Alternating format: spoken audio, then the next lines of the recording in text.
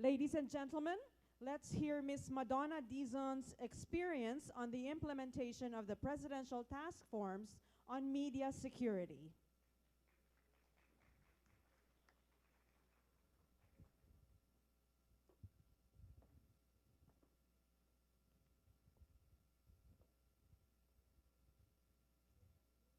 To our distinguished guests and to all our intellectual giants coming from different agencies, locally and internationally, sa aking mga kabaro sa media and my co-beneficiaries of the Duterte Legacy, magandang hapon po sa ating lahat.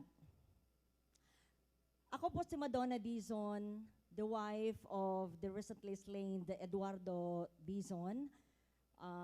We are working at the Brigada Group of Companies under Brigada News FM based in Kidapawan City in North Cotabato. Working in the media parlance is not easy, just like other jobs, wherein we are putting our lives day in and day out in risking, or we are risking our lives no, day in and day out. And just to adhere to the truth and, of course, justice for every Filipino people deserve. And if you could still remember, mid last year, kung saan nagpalabas po ng direktibang ating Pangulong Rodrigo Duterte to some line agencies na stop, no? To stop the activities of investment scams operating in the Philippines.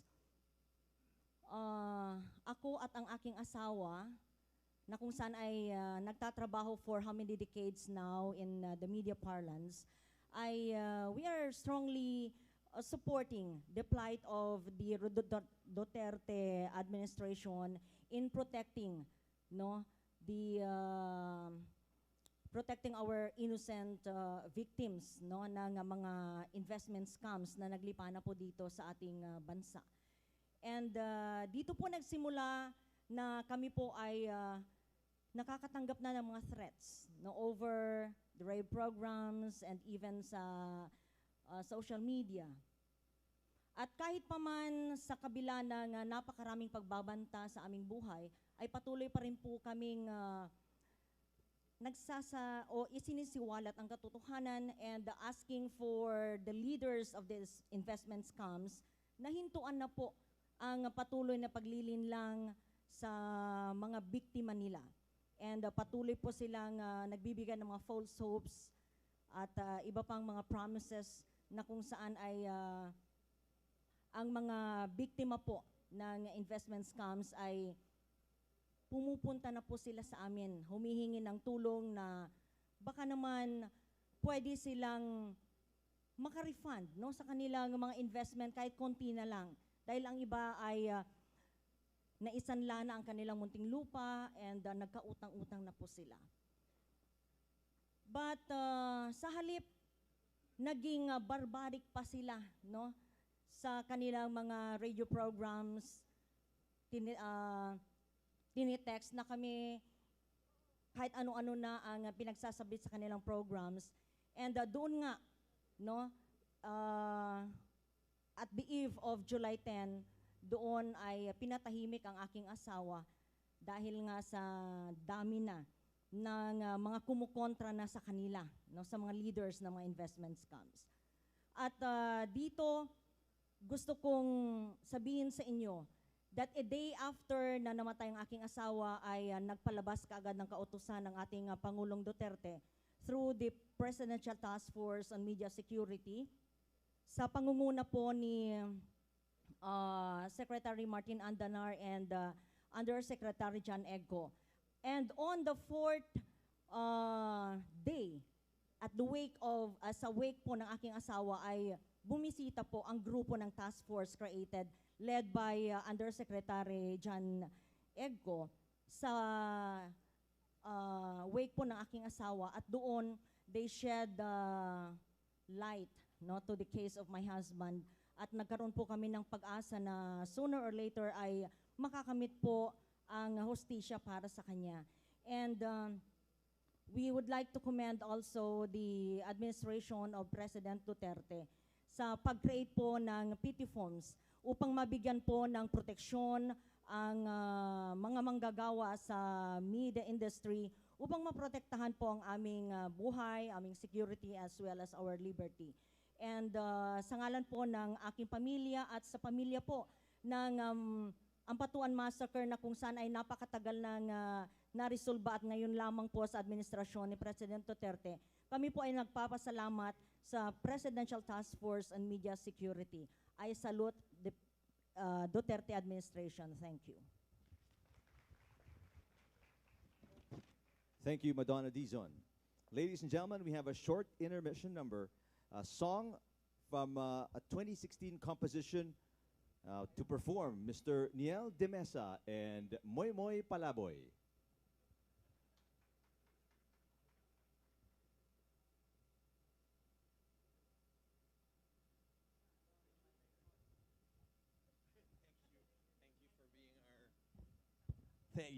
Thank you very much for being also our technicians. That was so elegant how you introduced Moy Moy Palaboy. Yeah, thank you. There's a Palaboy in the name. Yan. First time I hear that. Magandang tanghali po. Magandang tanghali po. Hapon po. Ano? English. English. Oh, meron tayong foreign delegation dito. Hi. Hello. Hi. English only, please. Okay. All right. Yes, thank you. Sabihin mo sa kanila, look to the ano. Ay, ano, papagana lang. May pampagising tayo ngayon kasi naikot na tayo konti iba lang po. Pwede po ba tayo humarap sa kanan yun? Sa kanan nyo po. Kanan. Po. Okay lang po ba humarap sa kanan? Yan. Sabihin mo sa kanila in English. In 200 meters, turn right. Waste yun. Punta na lang tayo. Sige.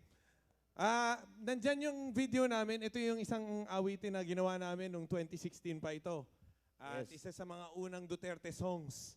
So, isa din sa mga Duterte Legacy talaga. Ayan. Play na natin, nandyan. Hello kay Yusek, Benny Antiporta. Huwag kayong magtaka sa waistline ni Moy Moy Palaboy dun sa video. Yes, taba ko na yun. Chad Borja. Si Chad Borja po, kasama namin yan. Hindi puro pangako 2015. parating na Payat ko pa dyan. papakulan. Kailangan natin ng Duterte kahit ano. Subukan natin mag-video time. Masasamang tao, Pebbles, Madam Princess, Yo! daming tayo. Hey! Oh! Parang rally lang, here we go. Oh! Payat ko dyan. Ibang klase yung ano ko dun, sura mo dun. Inuhus ni Mayor ang puso niya sa salita, ngunit ang binalita ay puro lang pagmumura. 2 oras nakaluhod, nooy katabi niya, ang kukunin lang nila yung gagawa ng intriga. Kaya heto na ang plataforma na di masyadong makaporma sa wala ng perang kampanya. Kahit na ang mga kampanya na nga sa kanya ang nagsisilapit at nagpipresenta. Kailangan natin ng tunay na pagbabago, hindi puro pangako na parating na mapakulang. Kailangan natin ng Duterte kahit ano, para ang sasamang tao tuluyan ng maglaho. Halang ng bituka. Take it away. Di lang nakadroga. Sagot sa kriminal. Before, after. Kamay na bakal. Halang ng bituka. Di lang nakadroga. Sagot sa kriminal. Kamay na bakal. Sa payapaan dito sa bayan, ang sabi ng iba di daw kaya ayusin sa 6 na buwan. Pero ang matapang umaksyon, mabilis gawin ang solusyon. At nagkataon na tayo'y tulong-tulong. Sa araw nila ang kapulisan ng buong dangal. Di natakot sa mga kriminal, di natakot na paputukan ang mga tulak. Namang masamang balak ay sumili ng isip ng bawat bata, pati ng matanda. Magaganawa ang dagdagan ng sahod ng mga guro, lalo na sa paaral ng pampubliko. At saka ituturo mabuting asal sa mga batang nagsusumika para sa ating bayang mahal. Ang sabi ni Duterte, kung siya ang presidente, ang taong inosente, hindi dapat matakot at ang kanya ng pangako na dumami ang trabaho para hindi maghiwalay ang pamilyang Pilipino. Kailangan natin Ang tunay na pagbabago. hindi puro pangako na parating na mapakulang. Kailangan natin ng Duterte kahit ano. Para ang masasamang tao ay Hey! alam ng bituka.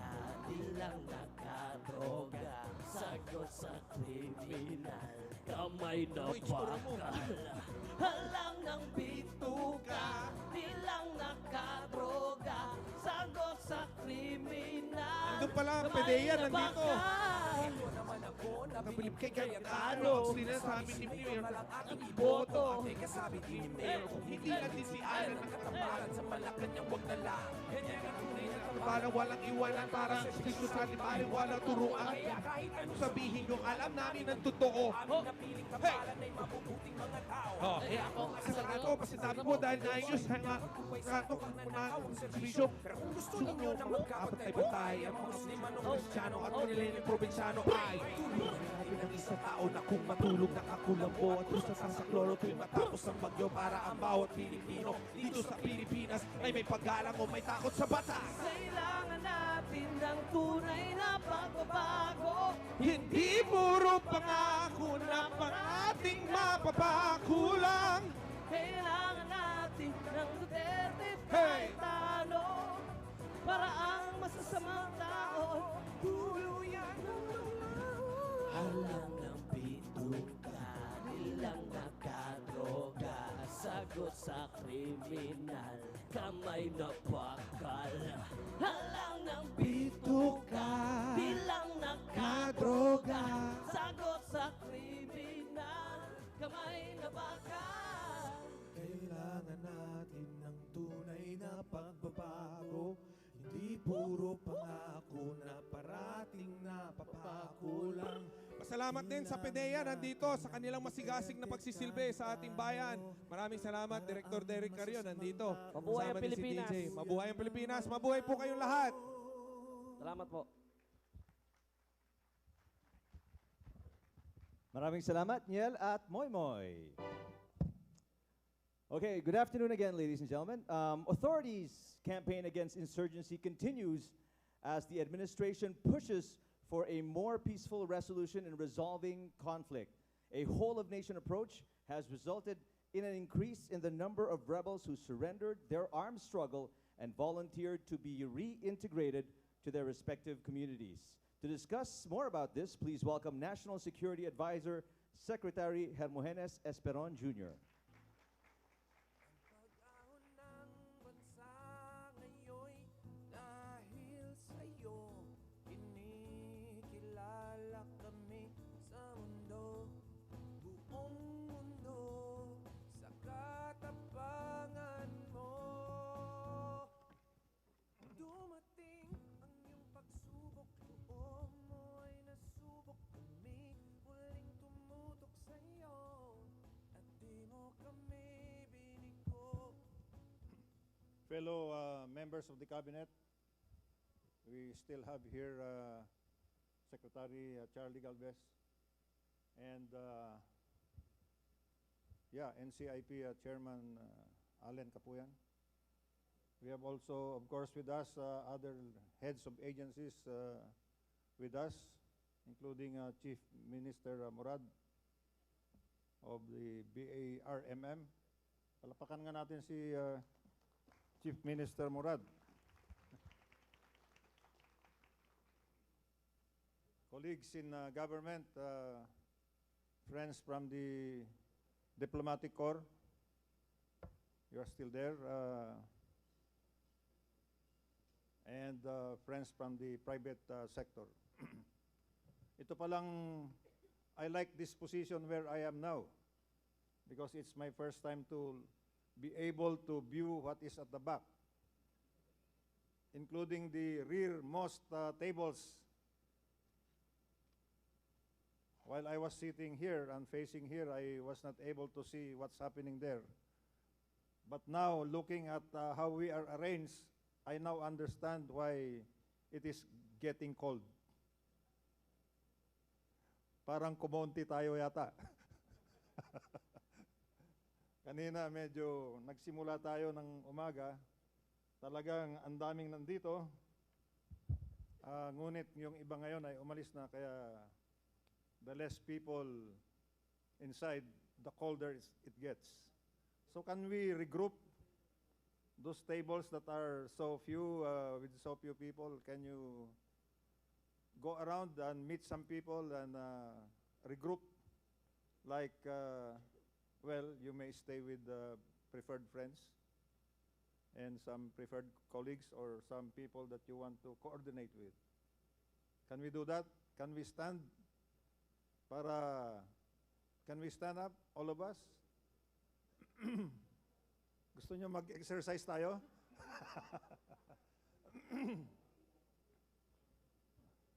Sige lang. Please regroup if you may. I know that it is easy for you to see your friends, so be with them. At magkamayan tayo. Let's shake hands with each other. Ayan. Baka mayroon pang magkatabi dyan na hindi pa nag-uusap. Oh.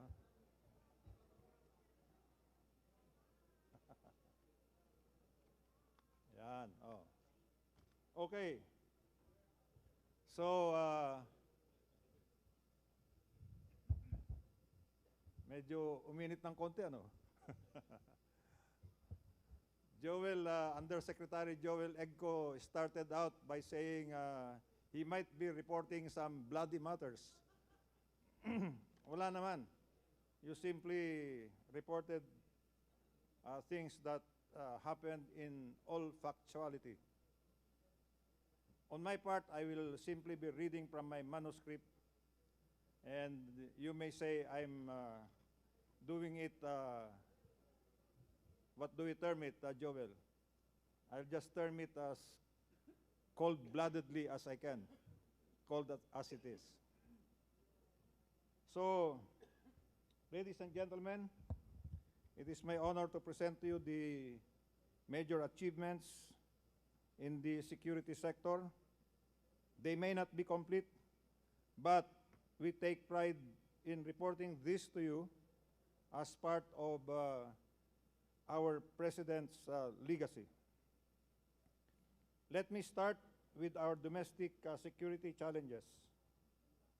And first and foremost, with the Communist Party of the Philippines, CPP-NPA, which we also call the Communist Terrorist Group, and the threat that comes from that direction. It is first amongst my topic because the Communist Party of the Philippines is actually the primary political threat to our democratic way of life.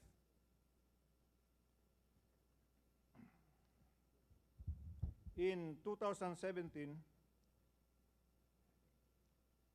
due to the CPP-NPA's continuous hostilities, recruitment of minors, conduct of arson and extortion from private properties, President Duterte issued a Proclamation 360, ending the peace negotiations with the communist rebels. Following this, the President signed Proclamation number 374 to formally declare the CPP-NPA or CTG as a terrorist organization. A year later, on December 2018, the President signed the landmark Executive Order 70, creating the National Task Force to end the local communist armed conflict for a whole-of-nation approach in attaining inclusive and sustainable peace. Under EO 70, the government shall prioritize and harmonize the delivery of basic services and social development packages and ensure participation of all sectors to address the root causes of insurgency. To facilitate convergence of efforts, last April 15, 2019, the President approved the National Action Plan for LCAP and the implementing plans for its 12 lines of efforts. We call these 12 lines of efforts as our clusters. Furthermore, on May 6, 2019, the Cabinet Officers for Regional Development and Security, or CORDS system was established. The corps are to spearhead peace and development efforts in the regions across the country, 17 of them. The corps assignment was eventually, of course, updated with our new corps for Cordillera, Secretary Dar, for Secretary Abisado as for Region 11, and Secretary La Peña for Region 12. Today, we have cascaded our mandate through the formation of regional task forces, provincial, city, or municipal task forces, and even barangay task forces all over the country. As of 2019, a total of 842 barangays identified as CTG affected have already been cleared. On the other hand, there remain to be 2,739 barangays categorized as threatened by CTG expansion activities. All of these barangays need development interventions from the government to clear and protect them from CTG, Communist Terrorist Group, influence. Towards this goal, the President, last cabinet meeting, approved a total of 36 billion for 2020 until 2021, and this fund will be used for projects and programs such as farm-to-market roads, water systems, school buildings, health stations, livelihood programs, and other programs that will be identified. EO 70 also provides for the establishment of a mechanism for local peace engagements instead of national peace talks that are nationally orchestrated, directed, and supervised while being locally implemented. Hence, the task force issued the guidelines for the conduct of the localized peace engagements as formulated by DILG and the Office of the Presidential Advisor for Peace, Reconciliation, and Unity. The LPE, Localized Peace Engagement Framework, shall follow two important tracks, namely community consultations and problem-solving sessions, and local peace dialogues with the CTG. Under the local peace dialogues, there are also two options for localization.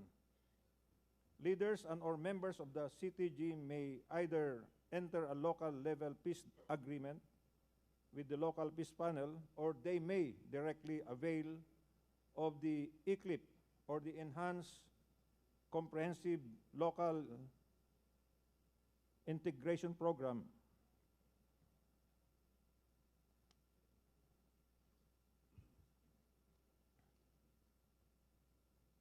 And so after almost a year of operations, let me go through some of the notable milestones of the National Task Force. We now have what we would call active engagements with the international community. That is done by one of the clusters. With the knowledge that the communist terrorist group is actively engaging the international community, we began our own international engagements through strategically selected countries, mostly in Europe, to rectify the false narrative on the Philippine government that the CTG spreads,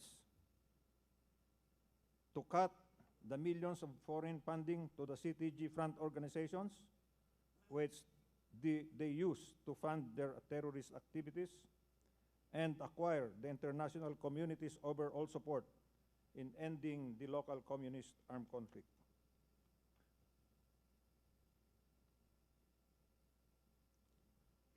We have now closed the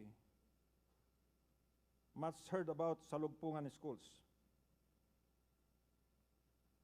In July 2019, after recommending the closure of Salugpungan schools, which are schools in the mountains, in the jungles, that teach students to assemble firearms, among other violations, DepEd ordered the suspension of 55 Dumad schools, which led to the permanent closure of all Salugpungan schools all across the Davao region, including Region 13.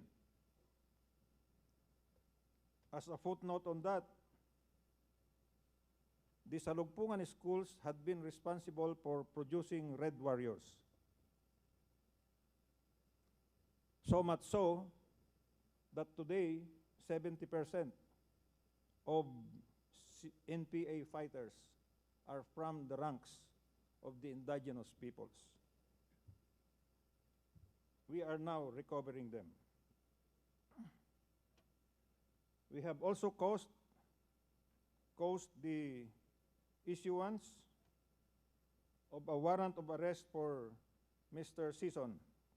Last August 28, 2019, the Manila Regional Trial Court issued a warrant of arrest to Mr. Dison, his wife, and 36 other high-ranking personalities of the CTG for multiple counts of murder, filed way back in 2016.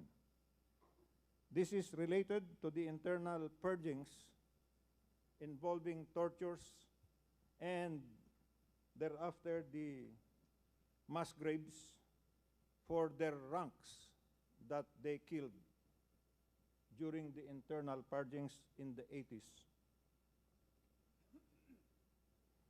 This warrant of arrest will hopefully bring back Mr. Dison to the country to answer for the crimes he has committed to the Filipino people.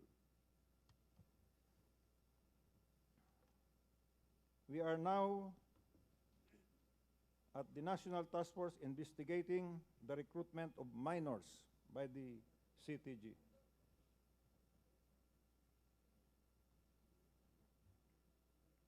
As we put in efforts to protect our children, we have looked into the recruitment of minors by the CTG.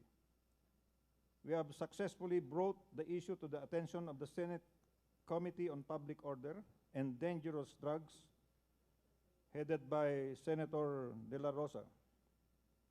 The hearing revealed how the minors supposedly studying in universities dropped out of their studies to join organizations of the CTG. Is my time up? I have just 5 more pages.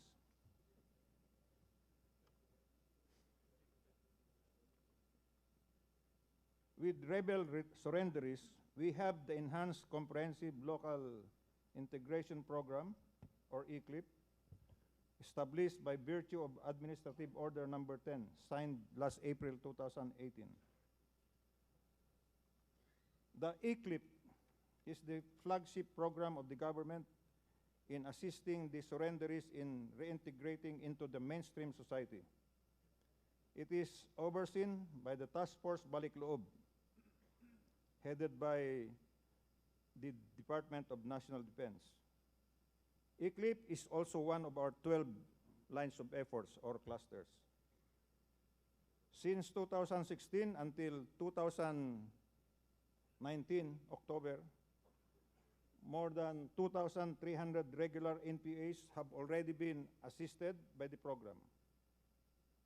The DILG also provides 5 million pesos to LGUs, local government units, for the establishment of halfway houses that will provide temporary shelter to the former rebels as they reintegrate in mainstream society. Aside from the financial assistance, qualified beneficiaries also receive housing units through the National Housing Authority and land titles through the Department of Agrarian Reform. Social development projects are also provided, such as livelihood skills, training and assistance from TESDA, Land Bank, DTI, DOLE, DSWD, DA, Department of Health, CDA, Cooperative Development Authority, and OPAP. Let me now discuss some recently adopted initiative of the government in addressing terrorism and violent extremism. This is now on the terrorist side. I am proud to say that the Philippines already has a national action plan on preventing and countering violent extremism, NAP-PCBE, making us, by the way, the first Southeast Asian country to complete a national action plan. The NAP-PCBE is the comprehensive, harmonized, and synchronized national strategy of the government to prevent and counter violent extremism and radicalization. After a series of intensive research studies and consultations with experts and local stakeholders, the NAP-PCBE was finally adopted by the Anti-Terrorism Council last May 2019. The NAP-PCBE actually gives particular focus on 6 different sectors identified to be vulnerable to violent extremism.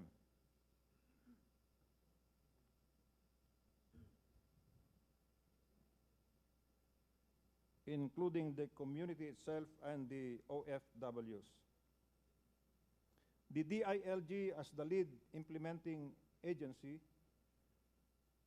with the help of the Project Management Committee of the Anti-Terrorism Council, already began coordinating with its attached agencies to implement the NAP-PCBE. The ILG is in the process of collecting the implementation plans of relevant agencies. And OPAPRO, with being the government agency tasked in coordinating with the BARMM, has also begun engagements in the region to implement the National Action Plan. Last December, OPAPRO, NSC, and BARMM had a key leaders meeting in the area for the localization of the NAP-PCBE. Furthermore, with the adoption of the NAP-PCBE, the United Nations system has already committed to provide substantial financial support to various capacity building programs such as on strategic communications and social media. The UN also committed to the Philippines, for the Philippines to be part of its countering terrorist travel program. The new flagship initiative of the UN Office of Counterterrorism with other UN agencies seek to support member states in detecting and restricting terrorist mobility. Another related major effort in combating terrorism is the promulgation of our National Action Plan on chemical, biological, radiological, and nuclear threats. The National Action Plan for this was adopted already by the Anti-Terrorism Council. The NAP-CBRN is an inclusive, comprehensive, and sustainable framework and national strategy to promote CBRN security through a whole-of-nation approach. The NAP-CBRN includes the reconstitution of the national CBRN team that shall provide technical expertise and support for its implementation. We have the participating agencies as shown.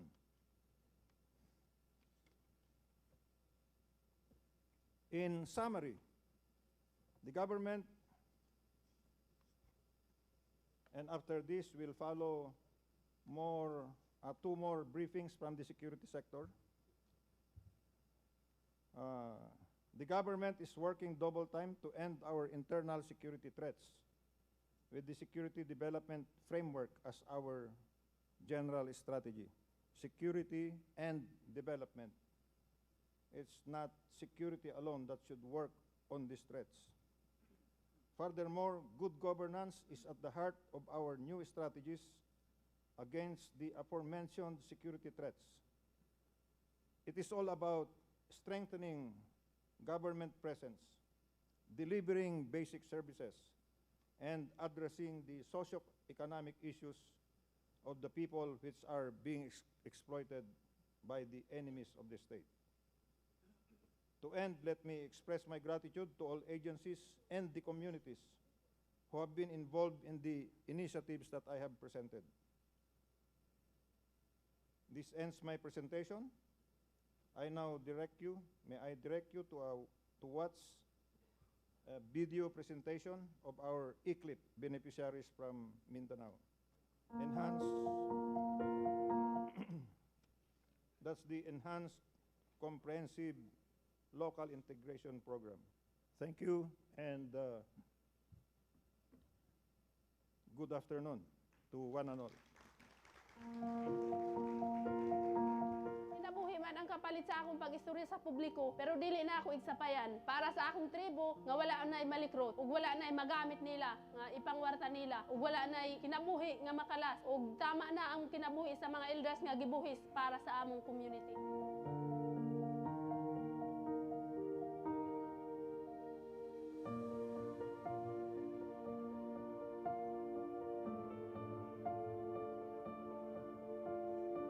Dako gyud ang nakatabang sa amo gikan sa NTFL ka kay nakapahimo kog farm o na ako'y negosyo para sa akong pamilya.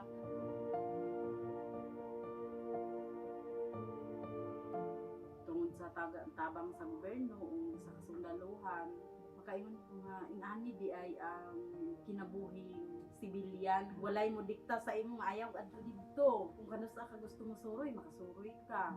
Mabati na ko nga gawas mo na ko kay akong mga anak na anak, pagmata na akong anak, kay sa una wala. Kung sa tabang sa gobyerno, ay. Amo na nakapalit ko yuta gamay, dahil nakapabalay po ko gamay po. Isa ko na sa kay balay lang siya. Dako walay kayo nang pasalamat lagi po sa Philippine Army, lubanan sa gobyerno, nga gitabangan gid ko nga parang makakita gyud og insaktong panginabuhian ug maayo nga trabaho, ma'am. Dili lang na IP ang kuan sa MPA giilad, tanan kita nga mga Pilipino. Pero dapat kita mga Pilipino dili na ta magpailad, kung way magpailad wala na mahimong MPA.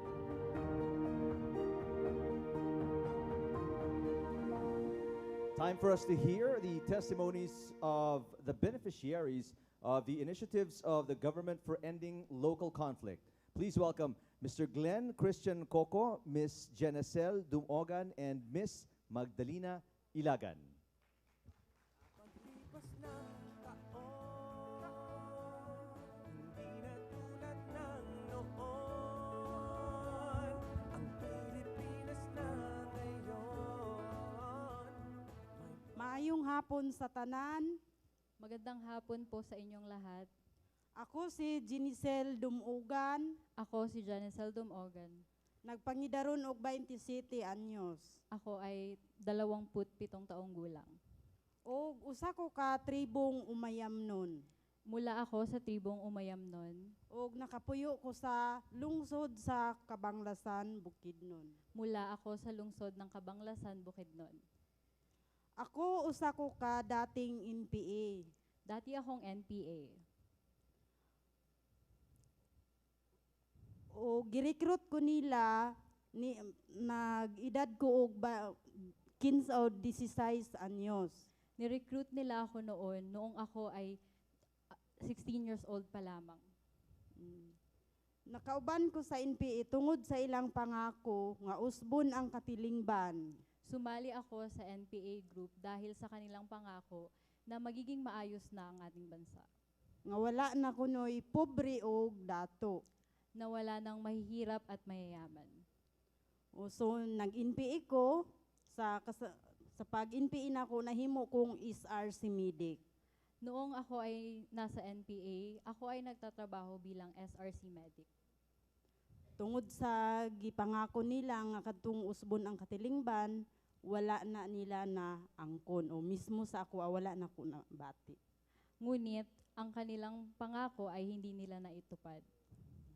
Og nahimo noon nga ang akong pamilya nahimong nabulag-bulag. At ang nangyari ay nagkagulo ang aming pamilya. Ug so didto ko nakaingon nga musurinder. Doon ko naisip na sumurrender na lamang. Pero sa pagsurinder namo dili malikayan gyud nga mahadlok mi sa sundalo ug mga pulis. Ngunit sa aming pag-surrender, hindi maiwasang matakot kami sa mga sundalo at pulis. Tungod sa ilang istorya nga ang mga sundalo ug pulis berdugo. Dahil sa sinabi nila na ang pulis at sundalo ay papatayin kami. So wala na nahitabo sa akong kinabuhi. Ngunit hindi naman ito nangyari sa aking buhay. So nag-surrender mi og nagmalampuson ang among pag-surrender og sa pagkakaron nagpasalamat ko kay President Duterte. Nagtuloy-tuloy ang aking pag-surrender at ngayon nagpapasalamat ako kay Pangulong Duterte. Tungod sa iyang programa nga mauang ECLIP. Nagpapasalamat ako sa kanya at sa kanyang programa na ECLIP. Tungod kay usa ko ka nakabenepisyo sa ECLIP. Isa ako sa nakabenepisyo sa ECLIP program. Ug nakadawat ko og 400,000. At nakatanggap ako ng 400,000.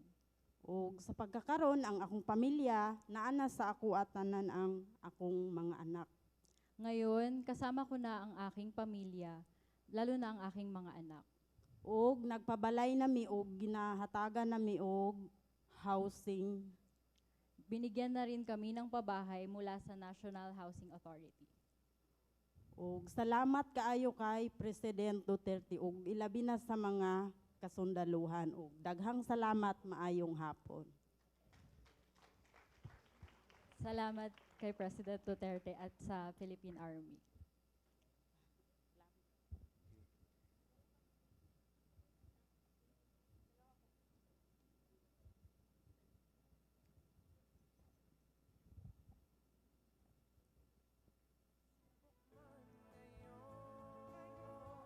Maayong hapon sa tanan. Magandang hapon sa inyong lahat. Ako day si Glenn Christian Coco alias Santol. Ako si Glenn Christian Coco alias Santol. Ako day usa ko ka dating NPA. Dati rin akong NPA. Sa wala pa ko nisulod sa NPA. Noong hindi pa ako sumama sa NPA. Dati usa ko ka aktivista. Ako ay isang aktivista. Nagrally kami diri sa Manila. Nagrally kami hanggang dito sa Maynila. Dadtong August 28, 2017. Noong August 28, 2017. Kaya ang giistorya sa akong commander. Dahil ang sinabi ng aking commander. Muadto mi sa Manila kay ang among problema ipaabot kay Pangulong Duterte. Kailangan naming pumunta ng Maynila dahil ang aming problema ay maipapaabot na namin sa kay Pangulong Duterte. Pag-abot namo dire, pagdating namin dito, natingala lang ko kay gignan ko sa akong kauban. Nagtaka ako dahil sinabi ng aking kasama na sumigaw ka at ang isigaw mo si Duterte pabagsakin. Siyempre sa akin, hindi ako sumigaw kasi maraming tao sa aking nakikita at nakahihiya. Pag uwi namin sa Mindanao, pagkatapos dito nagrarally kami, umuwi kami sa Mindanao. Pag uwi namin sa Mindanao, at umuwi na din ako sa aking probinsya, nilapitan ako ng commander ng NPA at sinabihan ako na sumama na ka sa amin kasi maraming pulis at sundalo ang naghahanap sa iyo. Kapag nakikita ka ng sundalo at pulis, papatayin ka nila. Kasi ang ginagawa mo sa Manila, naulit sila. Kasi ang ginagawa mo sa Maynila ay nakakatakot. O sa ilang giingon, nahadlok ko. At sa kanilang sinabi, natakot ako. Niuban ko sa grupo sa NPA. Sumama pa rin ako sa grupong NPA. O istorya pa nila sa ako nga akong problema sa pamilya dito masulbad o na ako'y pusil dito o dagan akong amigo. At sinabi nila sa akin na ang problema sa aking pamilya ay mabibigyang solusyon. O doon ay sundalo nga akong makita ipapatay nila sa ako kay kana sila mga tao dautan ang among pagtan-aw sa ila na o grabe ilang pagpahimulos susama sa among mga lumad. At kinailangan ko dong patayin ang mga sundalo dahil sila ay mga salot sa lipunan, lalo na sa aming mga lumad. O sa akong kadugayon dito sa bukid, nakaramdam ako, naranasan ko na ang hirap ng buhay. Katagalan ng aking paninirahan sa bukid, nakaramdam ako ng kahirapan sa buhay. O grabe kakapoy. At sobrang pagod. Walay kaon. Hindi kami nakakain. Walay saktong pinoyanan. Walang pabahay. At sobrang lamig. At sobrang lamig. Sa akong kadugayon, katagalan, naminyo ko sa bukid. Nag-asawa ako sa bukid. O gikasal kami sa Partido Komunista ng Pilipinas. At kinasal kami sa Partido ng Komunista ng Pilipinas. Paghuman sa among kasal, pagkatapos ng aming kasal, nakahunaw ko nga mulayas na lang sa grupo. Napaisip ako na lumayas na lang sa aming grupo. Kaya sa kasagaran dito sa mga tao, walay pamilya o way kaugmaon ang ilang pamilya. Dahil madalas sa aking mga kasama, wala silang pamilya at walang kinabukasan ang kanilang mga pamilya. Umalis ako noong March 18, 2019. Nidritso ko sa Philippine Army. Pumunta ako sa Philippine Army. Sumuko ako doon sa Philippine Army. Pag suko ko, siyempre, isa akong dating NPA, natatakot ako sa mga army at police. Kaya ang sabi sa amin, pag sumuko kayo ng sundalo at police, papatayin kayo. Yun, natakot ako. Sa kadugayon sa akong pagpuyo sa Philippine Army. Ngunit katagalan sa aking pakikisama sa Philippine Army. Ang giingon sa NPA nga dautan ang sundalo. Ang sinabi ng NPA na salot ang mga sundalo. Dili ay tinuod. Ay hindi pala totoo. Kay ako, usa ka dati NPA, ang ilang pagtanaw sa kuha, usa na ka igsuon. Dahil ako na mula sa NPA group, ngayon ang tingin nila sa akin ay isang kapatid. Ipa-eskwela nila ako sa ALS. Pinag-aral nila ako sa ALS. Ipasulod ko nila sa Kapgo. Pinapasok nila ako sa Kapgo. Itagaan ko nila og pinoyanan. Binigyan nila ako ng bahay. At makaon. At pagkain. Og akong pamilya karon, grabe na, mas malipayon na kami karon nga naami dire sa bakan sa gobyerno. Mas masaya na kami ngayon ng aking pamilya na nasa samahan na kami ng gobyerno. At nakadawat pod ko sa programa gikan sa gobyerno nga ICLIP. At isa rin ako sa beneficiary ng programa ng gobyerno na ICLIP.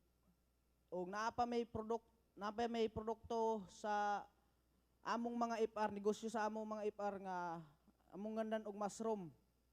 Nagkaroon din kami ng mga produktong mushroom para sa aming mga kapwa FR o former rebels. Gitabang sa amo sa gobyerno. At marami pa ang itinulong sa amin ng gobyerno. Og nagpapasalamat ako sa Philippine Army. Nagpapasalamat ako sa Philippine Army. At kay Pangulong Duterte, kasi kapag hindi na Pangulo si Pangulong Duterte dito sa Pilipinas, paano na kami ang mga solidarists kapag hindi si Duterte ang napangulo dito. Nagpapasalamat kami kay President Rodrigo Roa Duterte sa iyang pinasundayag na ICLIP at kabuhayan namin. Dahil sa kanyang programang ICLIP ay nagkaroon kami ng pangkabuhayan. Og marami pa ang tinutulungan niya. At marami pa ang tinutulungan niya. Pareha sa mga IPR.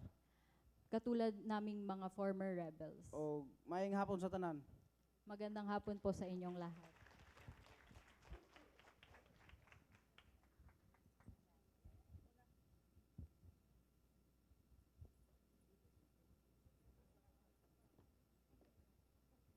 Magdon mahapon itatibo, iyon ang language namin na Mamanwa tribe. Magandang hapon po sa lahat na nandito. Ako po ay kung sinong yung nakakilala sa akin? Ako po ay si Magdalena Iligan from Surigao del Sur. Ako po ay isang dating NPA. Pero bago ako naging NPA, nag-aral po ako sa TREP at saka sa Alcadib at sa Lugpungan. Ako po ay nagawang sekretary sa aming school na sinasabing SKM, Samahang Kabataang Makabayan.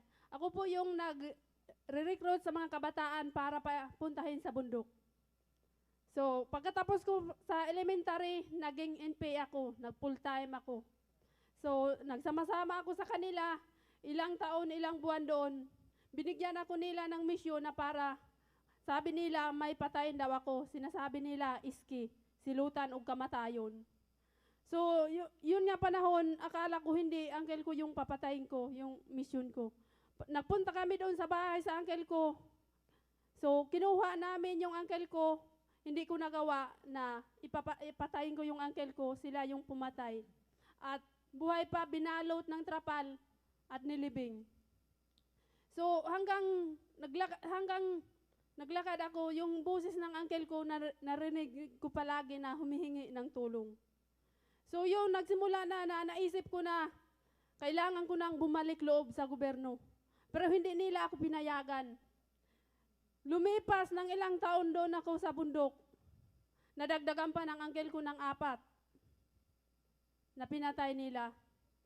So, naisipan ko na talaga na kailangan ko nang bumaba at saka marami pang mga elders namin na pinapatay nila na hindi sumanib sa kanila. So, yung 2016, naglakas loob ako na bumaba doon sa brigade, pumunta sa sundalo. So, doon ako nakatakas. So, hanggang sabi ni Presidente, yung mga dating NPA ipadala sa Malacanang para itor. So isa akong napili.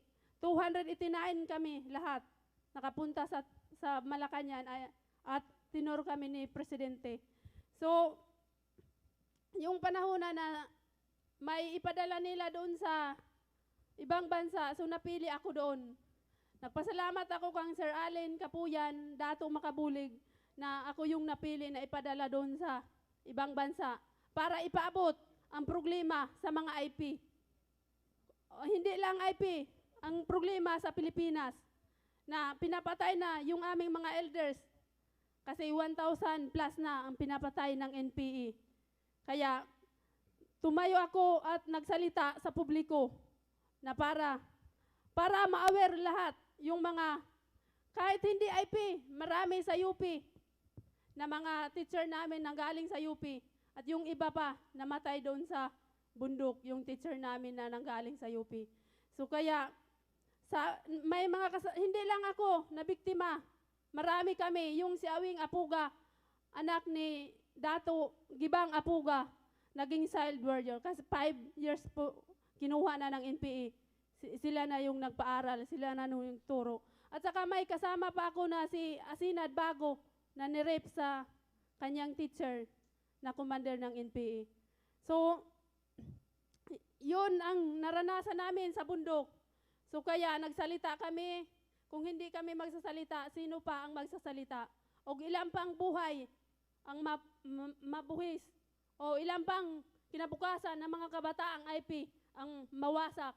O hindi man kabataang IP? Marami sa mga Bisaya, sila yung nagawang teacher namin doon sa bundok.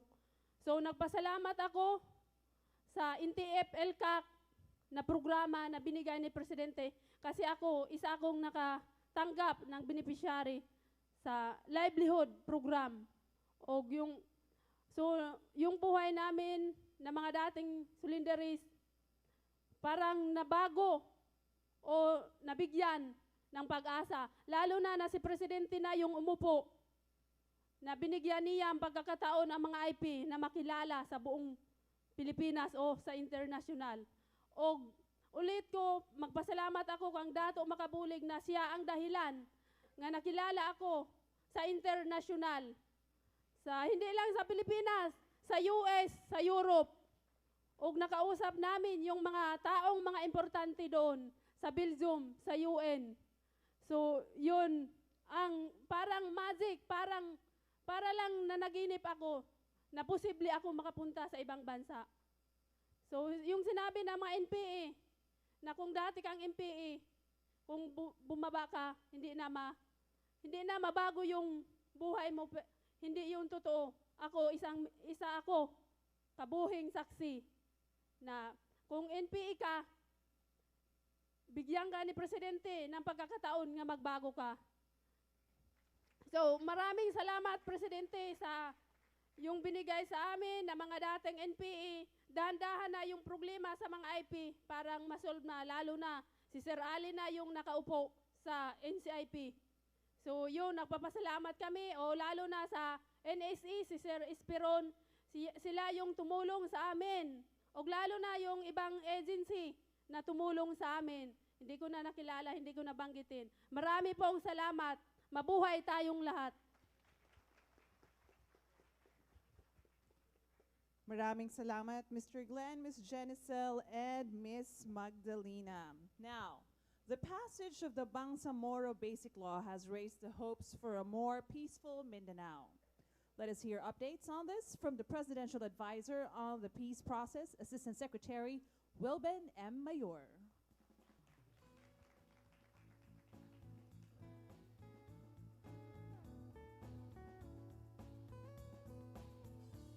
Thank you to all cabinet secretaries and government officials who are still here. Barm Chief Minister Ahod Balawag Ibrahim, sir. To the members of the Diplomatic Corps, other government workers. Magandang hapon po. Good afternoon, everyone. As I was traveling from Ortigas to PICC, a song by John Lennon, which was also a theme from the movie Killing Fields, happened to be played. And its lyrics provides, imagine all the people living in peace. It gives me inspiration and ponder also to a question. Where are we heading in our peace process? And that question will be answered now. On the inauguration speech of the President, on June 30, 2016, he said, and I quote, "My administration is committed to implement all signed peace agreements in step with constitutional and legal reforms. I am elated by the expression of unity among our Moro leaders and brothers, and the response of everyone else to my call for peace. On behalf of Secretary Carlito Galvez Jr., actually he is the Presidential Advisor, ma'am. Hindi po ako. Assistant Secretary lang po ako at kanyang Chief of Staff. I am proud to report to you that our golden moments, that 2019 is the golden moments on the Bangsamoro process. We achieved milestone after milestone, which demonstrates the commitment and resolve of the Duterte administration for peace process. Allow me to lead you to the past significant events of 2019. On January 25, 2019, the Bangsamoro Organic Law was ratified. It leads to the creation of the Bangsamoro Autonomous Region of Muslim Mindanao and the establishment of the Bangsamoro Transition Authority. On February 22, 2019, the members of the Bangsamoro Transition Authority took an oath of office before the President at the Malacanang Palace. Then the normalization process proceeded in high gear with the signing by the President of Executive Order 79, which lead to the creation of the Inter-Cabinet Cluster Mechanism on Normalization, or ICCMN, co-chaired by Cabinet Secretary Carlo Noglares. We would like to thank the leadership of our Cabinet Secretary and his contribution to this is very, very appreciated, sir. Thank you very much. ICCMN is aimed for greater convergence to the delivery of the programs and projects for the combatants, their families, and communities. The normalization process is based on the principle of partnership between the national government and BARM to secure peace in providing basic services, capacitation, productivity through sustainable livelihood, employment, access to quality education, and societal transformation through social healing, reconciliation, and unity. We are proud to report that we had exceeded our targets in the decommissioning of MILF combatants and their weapons. From September to December of 2019, 8,879 out of the 12,000 combatants were decommissioned, and 1,542 out of the 2,000 firearms and 617 ammunitions were turned over to the government by the MILF. We have trained 2 batches of the Joint Peace and Security Teams. The graduates will serve as peacekeeping forces to their communities and in the areas where decommissioning is taking place. The decommissioned combatants receive 100,000 pesos immediate cash allotment for socio-economic livelihood to transition them to a productive civilian. In our camp transformation programs, we have a series of agricultural exposure programs and series of planning sessions to capacitate the MLLF base and front commanders so that they have that essential skills for agribusiness and food production. We are also finalizing the protocols for safe conduct pass, bail, pardon, and amnesty. We have also crafted a draft for the transitional justice and reconciliation component of the normalization track.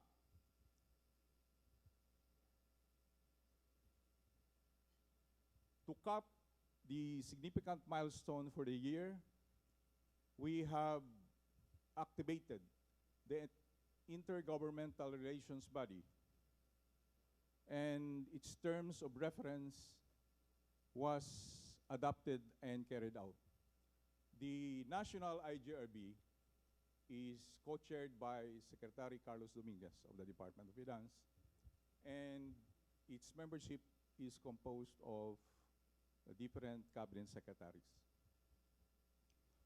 OPAP also re-engaged the 2 factions of MNLF under the founding chair Norm Miswari and Yusuf Jikiri. And on August 16, 2019, a meeting was held between the OPAP executives and the group of Yusuf Jikiri. And in this gathering, a coordinating committee was created to address the issue on peace, development, and security in the MNLF areas.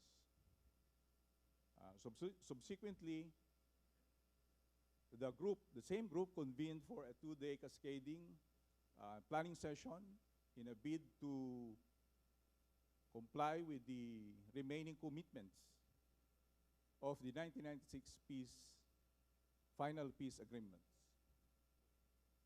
As early as August 23, the President and Chairman Noor has agreed to create a joint peace mechanism. And last December 13, 2019, the President and Chairman Noor officially created the GPH's MNLF Coordinating Committee. This is a venue to fast-track the remaining commitments for the final peace agreements, as well as a venue to build partnership to combat violent extremism, especially in Sulu. The President also appointed Chairman Noor as the special economic envoy to the Organization of Islamic Conference.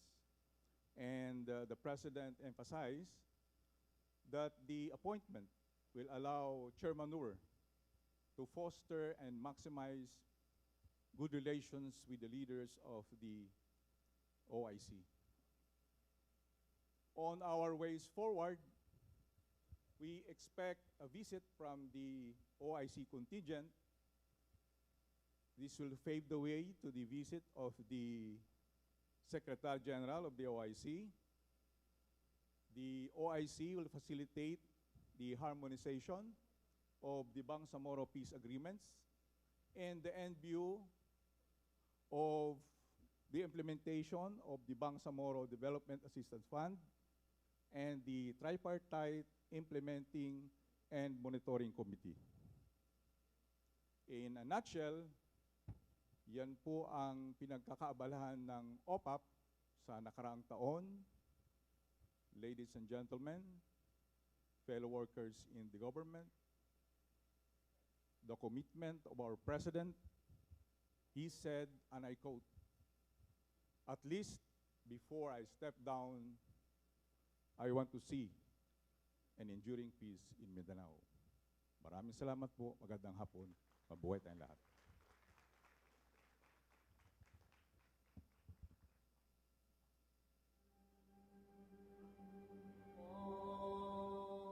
First time na yung law na ipinasa was really celebrated by the entire Bangsamoro people. Allahu Akbar,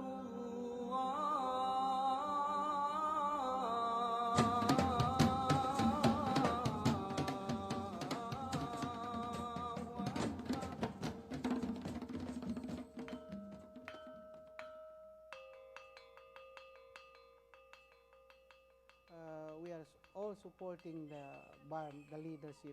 Ito lang ang alam namin, na pag-asa namin na ma-achieve yung tunay na kapayapaan dito. Kumbaga sa ito ang hope lang namin. So, education ang unang-unang priority namin. Kasi nakikita namin, especially the youth, ay hindi nakapag-aral dahil sa conflict, more than 40 years na conflict, maraming hindi nakapag-aral. Comfortable na kami sa hindi katulad noon na parang palagi lang kami nag-worried na yung lugar namin, magulo dito, magulo doon. Matagal na namin hinahangad itong pagpirma ng BOL para nasa kapayapaan po kami para yung mga anak namin makapag-aral ng husto dahil Yung dati, hindi sila makapag-aral dahil sa magulo. Pangalawa, yung medical services. Nakita namin na kulang masyado. Maraming mga nasa rural areas na hindi talaga maka-avail ng medical services.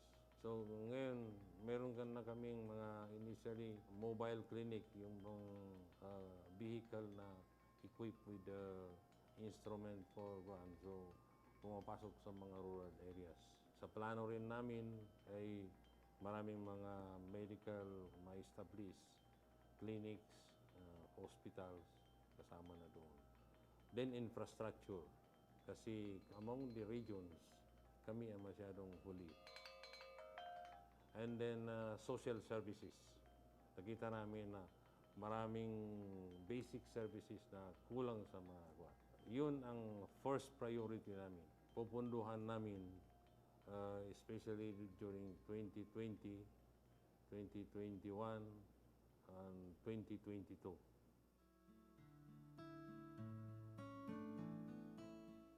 Siguro kung hindi naging presidente si President Duterte, mahirap pa rin na ma-attain.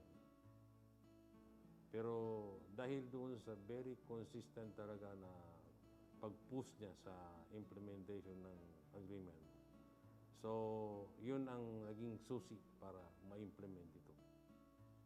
Ndoy kinapas sa Bangsamoro Organic Law niya na madakal naadan opportunity sa upang mayabas sa lakyan na makanggalabak atau kamadturan ng mga tao so galabak kanilan so uyag-uyagilan sa daden gilakilan sa kanu kang galabakilan kanu uyag-uyagilan sabab sa niya Bangsamoro Organic Law ba niya. So thank you very much, mahal na Pangulo. The Bangsamoro will remember you. Thank you very much.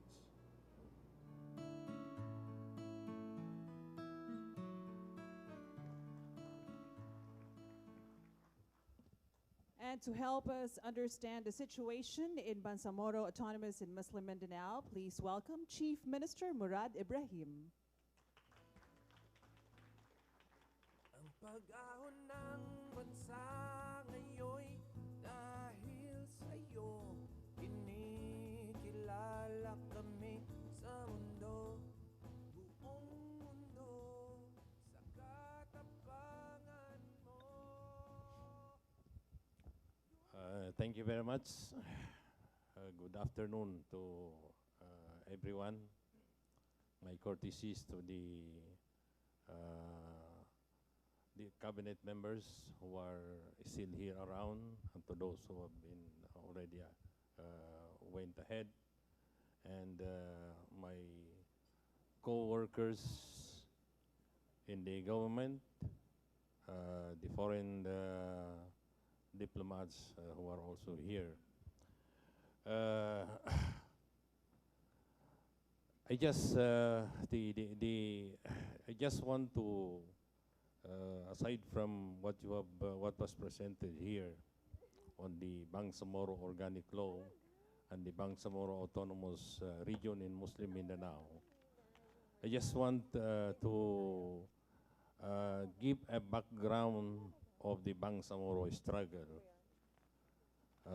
to give light to the audience. Actually, the Bangsamoro struggle dates back more than 50 years ago. It started in about 1968 and 1969. Basically, it is a struggle against injustice and against foreseen exploitation. Dito nagsimula in 1968 and 1969. So, I consider myself as both beneficiary and at the same time an implementer of the government's program, since I had been with the struggle since 1968 until the time when we signed the agreement with the Philippine government in March 2014, the final peace agreement. We are now in the government after the signing into law by the President of the Bangsamoro Organic Law, which is now allowed the creation of a Bangsamoro autonomous government in Muslim Mindanao, or in short, it is BARM. This is the first government implementing a structure of ministerial and parliamentary form of government, still under the present structure of the government, which is presidential, which is unitary presidential.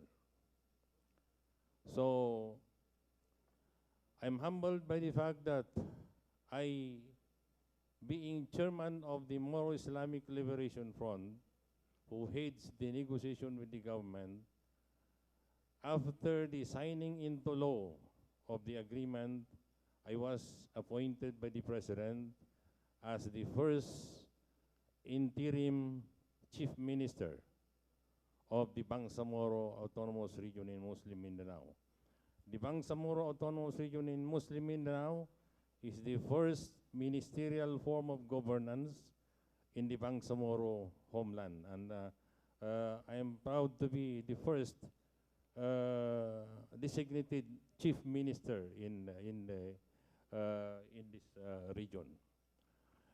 So, unlike the other struggle, the struggle of the Communist Party of the Philippines, the main objective of the Communist Party of the Philippines is to take over the government. While our struggle, the Bangsamoro people, Bangsamoro struggle is basically to have our own government, either an independent government or an autonomous government. So we have struggled for more than 50 years. We have passed so many presidents, and I think, as I have said in the video just presented before, that if not for the President Mayor Rodrigo Roa Duterte became president, I think it is still very difficult to achieve a law that will translate the agreement and the implementation of the agreement. This was made possible when, starting from the campaign period, Mayor President Duterte have already promised that if he is get elected, he will, as shown in the video, he will implement all agreement, including the comprehensive agreement on the Bangsamoro, which we signed with the government of the Philippines. And immediately after he was elected, then he immediately convened a group that crafted the law which became the Bangsamoro Organic Law. This Bangsamoro Organic Law provides for the creation of an autonomous government in southern Philippines. This autonomous government is vested with powers to govern itself, govern the region, and also to have their own we are allowed to have our own budget out of the block grant provided in the law. The block grant is 5% of the entire collection of the government of the Philippines, the net collection for taxes and custom fees. And it is 5%, and translated this year roughly into about 62 billion pesos. So this is the first time that the autonomous region in Muslim Mindanao was able to garner as big budget as this. 65, something like 65 billion, including the Special Development Fund. So we are now we have now formed the government. We have established the ministries. We have 15 ministries. We have also formed the parliament, appointed by the president, composed of 80 members and functioning smoothly. And then we are also undertaking several projects in line with the project of the president. As I have mentioned, the priorities we are now is the same with the priority of the president: education, medical and health services, social services, and infrastructure. These are the 4 major focus we have in the government. So our government is about 10 months old, starting from July 26, when the bill was signed, and we are now in our 2nd year, 2020. So we hope that this agreement with the Philippine government, now it is being participated also by our brothers and sisters in the MNLF. They already joined us in the Bangsamoro government, and we hope to be able to have a stable government that will translate the aspiration of our people for peace, development, and progress in our homeland. So we share the concern of our people and the aspiration of our people, and we are very thankful for the president that we have now a government. It is not an independent government. It is still under the government of the Philippines. And although we have a different structure, but it's still under the supervision of the President of the Philippines. So we are hoping that with this arrangement, we will be able to advance the aspiration of our people for peace, development, and progress in the Bangsamoro homeland. So thank you very much for giving me this opportunity to speak. Thank you. Assalamu alaikum.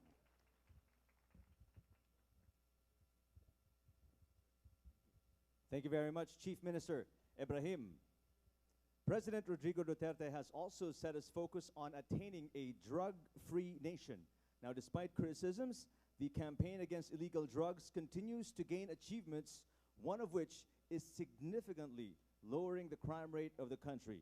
Proof of the successes of the campaign will be brought to us today by the Philippine Drug Enforcement Agency, or PDEA, with Director Derek Arnold Carrion.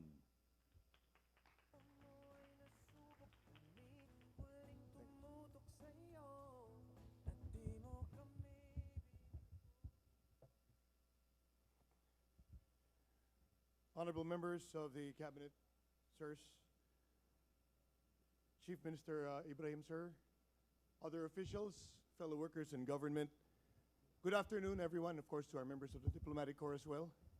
I am honored to present the accomplishments of the Philippine Anti-Drug Campaign under President Rodrigo Roa Duterte on behalf of Director General Aaron N. Aquino, who is also the chairman of the Interagency Committee on Anti-Illegal Drugs. From July 1, 2016 to November 30 of 2019, as shown on screen, a total of 151,601 anti-illegal drug operations were conducted by the PDEA and other law enforcement agencies. This led to the arrest of 220,728 drug personalities. During this period, a total of 40.39 billion pesos worth of illegal drugs and controlled precursors and essential chemicals, or CPECs, were also confiscated. Out of this number, 31.25 billion pesos are methamphetamine hydrochloride, or shabu, which is the #1 drug of choice in the Philippine drug scenario. The period also saw the dismantling of 14 clandestine shabu laboratories and 419 drug dens, and the arrest of 726 elected officials, uniformed personnel, and government workers who were involved in illegal drug activities. Out of the arrested 220,728 drug personalities, 8,185 are high-value targets. In addition, 2,799 children who were involved in illegal drug activities have been rescued. Out of the 42,075 barangays nationwide, 16,706 drug-affected barangays have been cleared as of November 30, 2009. From January 1, 2018 to November 30, 2019, a total of 485,295 drug surrenderers have attended and completed drug recovery and reformation programs. PDEA has adopted a three-pronged strategy in the war against illegal drugs. These are supply reduction, demand reduction, and harm reduction. Supply reduction aims to take away the illegal drugs from the people through the conduct of anti-drug operations and the arrest of drug personalities. For this strategy, PDEA, the Philippine National Police, and other law enforcement agencies focus on conducting high-impact operations and arresting high-value targets. To keep people away from illegal drugs, PDEA undertakes demand reduction through the conduct of advocacy campaign activities that stir drug awareness of the public through lectures, seminars, conferences, and film showings. PDEA introduced harm reduction strategy to mitigate the negative effects of drug abuse. This approach prevents further distress and harm to the users and provides them with positive opportunities. To summarize major supply reduction accomplishments, may we invite your attention to the following. 273.38 kilograms of shabu worth 1.8 billion pesos were confiscated in Tanza, Cavite on February 3, 2019. 33 kilograms of shabu worth 224 million pesos were seized in Dasmariñas, Cavite on February 13, 2019. 111 kilograms of shabu worth 755 million pesos were seized in Alabang, Muntinlupa City on March 19, 2019. 276 kilograms of shabu worth 1.8 billion pesos were seized at the Manila International Container Port on March 22, 2019. 147 kilograms of shabu worth 1 billion pesos were seized in Malabon City on May 23, 2019. 87.8 kilograms of shabu worth 597 million pesos confiscated in Gandara, Samar on October 17, 2019. 370 kilograms of shabu worth 2.5 billion pesos confiscated in Makati City on November 26, 2019. 67 kilograms of shabu worth 455 million pesos were seized in Las Piñas City on November 30, 2019. 3.961 kilograms of shabu confiscated inside a clandestine laboratory in Santo Cristo, Quezon City on December 3, 2019. 117 kilograms of shabu worth 800 million pesos on the eve of Christmas 2019. This was on December 24. And 9.5 kilograms of shabu worth 64.6 million pesos confiscated in Barangay Pasita, San Pedro, Laguna on December 30, 2019.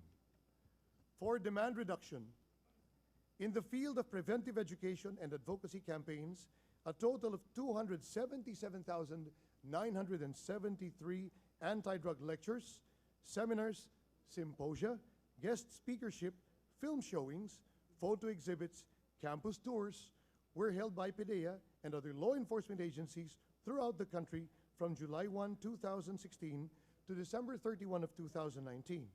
As a result, over 309 million audiences were reached by the preventive education and community involvement and multimedia activities. On March 22 to 24, 2019, we conducted the first National Youth Anti-Drug Advocates Camp in Jose Catalino Senior Elementary School, Barangay Lagao, General Santos City. The activity aimed to involve the youth and equip them with life and survival skills and to imbue in them the strong leadership roles in the anti-drug campaign in their respective communities. As the lead agency against illegal drugs, the Philippine Drug Enforcement Agency, in tandem with other government agencies and, of course, the transport sector, ensured that it is involved in everything that is concerned with illegal drugs, and this also includes our counterparts from the Kapisanan ng mga broadcasters ng Pilipinas. We have spearheaded the banning of amats, whose lyrics maliciously promote the use of marijuana in collaboration with other concerned agencies. We cause a prohibition of this song in all forms of mass media. For harm reduction, launched in April 2018, Balay Silangan Reformation Program is continuously implemented nationwide. The program is implemented to rehabilitate drug offenders and reintegrate them to their families and become productive members once again of society. This is in contrast with the community-based rehabilitation programs which caters to drug users. Balay Silangan targets mainly drug offenders who were enticed to join the illegal drug industry for lack of any other gainful means of livelihood. This aims to retool their mindset and to show them that there is life beyond the illegal drug trade. As of December 31, 2019, 92 Balay Silangan Reformation Centers were inaugurated nationwide. These have catered to 1,689 clients, 1,144 of whom have graduated and 68 have been employed. Sagip Batang Solvent, or PSBS, is the first project intended to rescue and integrate minors involved in solvent use and to bring them back to society. PDEA believes that these children, who are the country's future, shall be saved from activities that are detrimental to their well-being. The project provides holistic programs and services to rescued minors that are housed in the PSBS Reformation Centers. Presently, 82 children who were hooked in solvent sniffing were rescued from the streets. On October 23, 2019 and December 9, 2019, moving up ceremonies were conducted for 57 children who have completed the first level of the Reformation program. PDEA's contribution to keep the roads safer for the communities was made tangible through the implementation of Oplan on the Spot, Holy Week, and Harabas. Harabas 1 and 2, wherein surprise mandatory drug tests were conducted to drivers and helpers of the public utility vehicles in their terminals nationwide. 23,949 drivers, conductors, and helpers underwent the the mandatory drug tests. After confirmatory tests, 257 drivers were tested positive for illegal drug use. Their licenses were suspended until they complete the appropriate intervention programs required of them. Aligned with President Rodrigo Roa Duterte's vision of a drug-cleared country by 2022.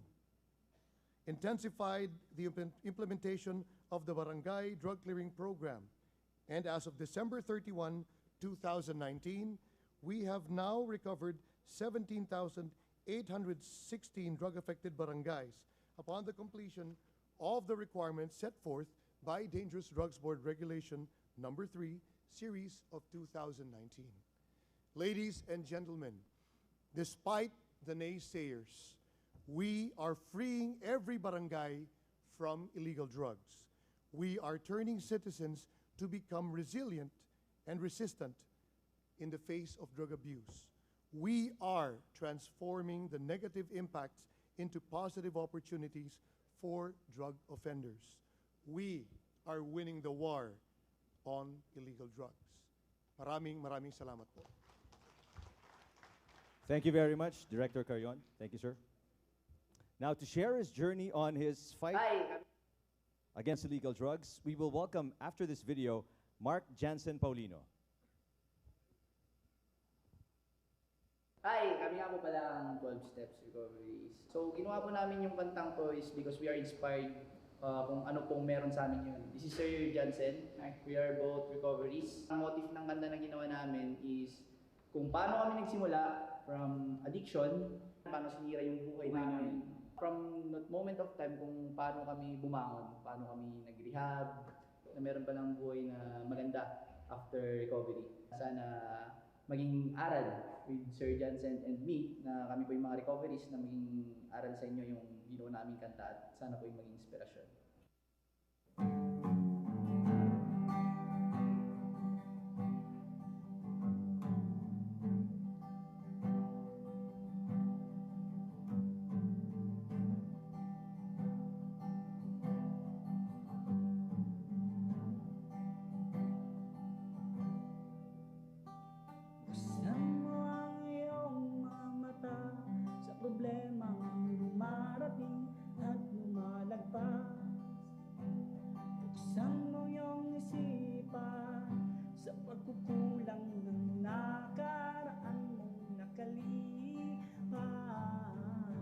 Lahat ng gusto ko pwede kong magawa pagdating doon sa Shabu. Wala akong mali na nakikita. Hindi ko na malaya na nagustuhan ko na pala. Ang ng sarili at kumapit ka lang, hanggang muli at ipagpatuloy mo lang. Nag-decide po ako na i-rehab, iparehab niyo po ako. Dahan-dahan, unti-unti ko pong na-realize yung sarili ko na talagang siguro ito na yung time na kailangan ko na magbago.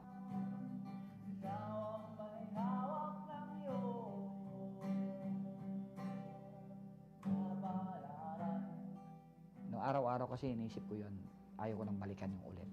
Ayaw ko nang balikan yung dati. Gusto ko nang magbago. Sa bulong ng mga taong takot na babang sa dilim, iwaksin yung pakiramdam sa mapanlang na awit ng Dito siguro pagsubok ng Panginoon to, kailangan ko itong tanggapin. Kailangan ko itong harapin. Kasi alam ko namang walang pagsubok na ibibigay sa atin kung hindi mo kaya.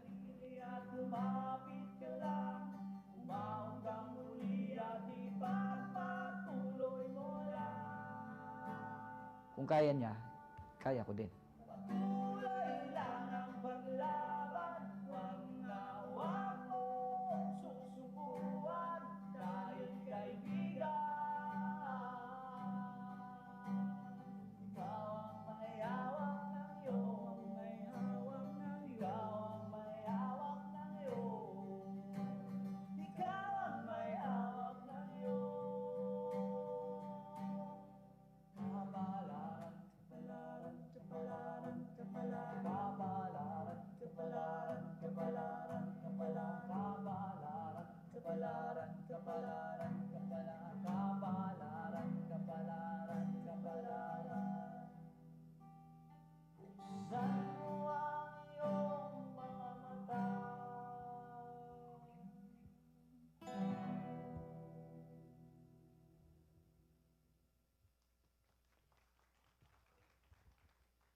Magandang hapon po sa inyong lahat. To all cabinet members, ambassadors, and co-beneficiaries. In our dialect, maradyaw na hapon sa inyo tanan. Sa Tagalog, magandang hapon po sa inyong lahat. Sa English, good afternoon, everybody. Ako po si Mark Johnson Paulino, 41 years old. May 3 anak, asawa, mula sa isla ng Siargao, from Mindanao. Lumaki po ako sa kalinga ng aking lolo at lola. 1 taong gulang pa lang po ako ay natikman ko na po ang bisyo. Produkto po ako ng isang tinatawag nating broken family. Ako po ay tipikal na tinatawag nila laki sa layaw.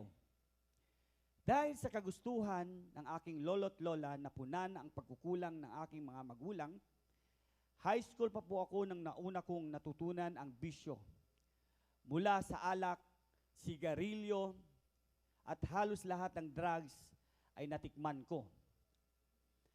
Naging marupok ako sa aking kabataan, sa udyok ng barkada, sa pangungulila ng tunay kong magulang, at sa sobrang kabaitan ng aking lolo't lola, agad akong natutong magbisyo. Akala ko ay kaya kong kontrolin at labanan. Hindi na ako nakukontento sa binigay sa aking pera, naging malaki ang pangangailangan ko. Para matustusan ang bisyo ko ay humantong ako sa pangungupit ng pera, gamit sa bahay, pagsangla ng ari-arian, at pagtutulak. Unti-unti kong nilamon ang sistema at hindi ko namalayan na sangkot ako sa isang malaking sindikato ng droga. Sa loob ng 20 years, droga palagi po ang nasa isip ko. Ilang beses na akong tinangka ng pamilya ko na ilipat-lipat ng ibang lugar para magsimula muli, pero hindi nakayanan itigil ang adiksyon ko sa drugs. Kahit nagkaroon ako ng pamilya, naging makasarili pa ako at paulit-ulit akong bumabalik sa bisyo. Maraming buhay akong sinira dahil sa pagtutulak. At unti-unti ko na rin sinira ang relasyon ko sa mga mahal ko sa buhay. Hanggang dumating ang huli, dumating ang panahon na akala ko ay nasisiraan ako ng bait. Naging nakakaiba ang mga kilos ko. At may mga boses akong naririnig. Yung tinatawag nating bulong na sinasabing, noon ay nakaramdam ako ng pagkatakot na mapahamak ang pamilya ko sa mga gulong sinasagutan ko sa droga. Kaya't naging desisyon ko kaming mag-asawa na pumasok ako sa rehab, kung saan pinakamalayong rehab sa Pilipinas. Huwag sa malapit kasi maraming barkada. Mula Mindanao, ay napunta ako sa Bataan Treatment and Rehabilitation Center sa tulong ng isang kamag-anak. Ang akala ko, ang rehab ay para sa mga taong walang sariling pag-iisip. Mga taong panapon, kagaya ko. Ang akala ko, ang rehab ay magsisilbing pahingahan, kain, at tulugan ko lamang. Pero nagkamali ako. Ang rehab pala ay lugar na kung saan tinutulungan kang magbago. Isang komunidad na tinatawag nating family, isang tunay na tahanan na kung saan tinuturuan ka kung paano makilala mo ang tunay mong pagkatao at mga lakas mo at kahinaan mo. Isang tahanan na saan na wasak na relasyon mo ng pamilya mo ay unti-unti nilang ibuo muli. Sa programa ng rehab, ay natutunan kong hindi lang kilalanin ng sarili ko, kundi pahalagahan din dahil may responsibilidad ako sa pamilya ko at sa komunidad ko. Hindi naging madali. Nakaisip din akong sumuko dahil hindi ako sanay sumunod sa mga rules at sa mga taong nakapaligid sa akin. Pero natutunan kong meron nga palang regulasyon. May mga batas, may otoridad, may mga bagay na kaligtaan kong kilalanin at higit sa lahat, pananampalataya na dati tinalikuran ko.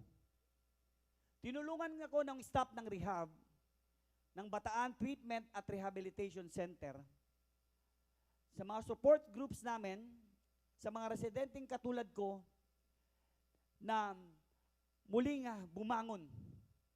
Pagkatapos ng programa ko, ay nag-volunteer po ako ng trabaho sa rehab. Inilipat ang buo kong pamilya galing Siargao to Bataan. Ang tiwala nila ay naibalik ko rin. Unti-unting natupad ang mga pangarap namin at ngayon may convenient at tahimik na pamumuhay. Maraming salamat sa napakagandang programa ng gobyerno. Maraming salamat sa pangalawang pagkakataon na akala ko ay imposible. Tunay po, ang adiksyon ay nagagamot. Pinagmamalaki ko po sa inyong lahat. Ako ngayon ay isang permanenteng kawani ng gobyerno ng Department of Health, Treatment and Rehabilitation Center. Bilang house parent at kasalukuyan tumutulong sa mahigit 700 outpatient client sa journey nila tungo sa pagbabago. Bukod sa taos-pusong pasasalamat kay Presidente Duterte, gusto ko po ring magpasalamatan ang Department of Health sa panganguna ni Secretary Duque na napakagandang programa para sa tulad kong naligaw ng landas sa probinsya ng Bataan sa pagkupkup sa akin na naging pangalawang tahanan sa Treatment at Rehabilitation Center headed by Dr. Alice and Dr. Joel De Leon at lalo na sa taong sumundo sa akin sa airport, si Dr. Leonita Gorgolon sa pagdala nila sa akin sa rehab. Bilang pasasalamat na itulong sa akin ng gobyerno, ako ay nag-compose ng isang kanta na ginagamit namin sa kampanya namin laban sa droga. At sa aking pagtatapos, nais ko pong pasalamatan ang isang tao na hindi bumitiw at naniniwala kung magbago. Naniniwala na kaya kong magbago. Na ang aking asawa na si Arceline. Salamat, my love.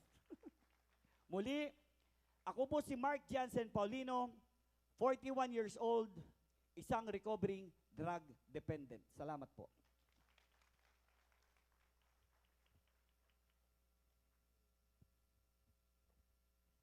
Thank you so much for that wonderful testimony, Mr. Mark Jansen Paulino. Now, from Peace and Order, we're moving on to our last topic, environmental protection. But before we do that, may I invite you to please check out the Facebook page, Duterte Legacy, for the highlights from today's occasion. And you may use the hashtag Duterte Vision 2020 and Duterte Legacy, hashtag Duterte Legacy, if you would like to share your photos and stories from today. Now, the efforts to rehabilitate Boracay Island and revive Manila Bay gained much support from both public and private institutions. Let's learn more about the government initiatives for protecting and preserving our environment from Department of Environmental and Natural Resources Undersecretary Benny T. Antiporda.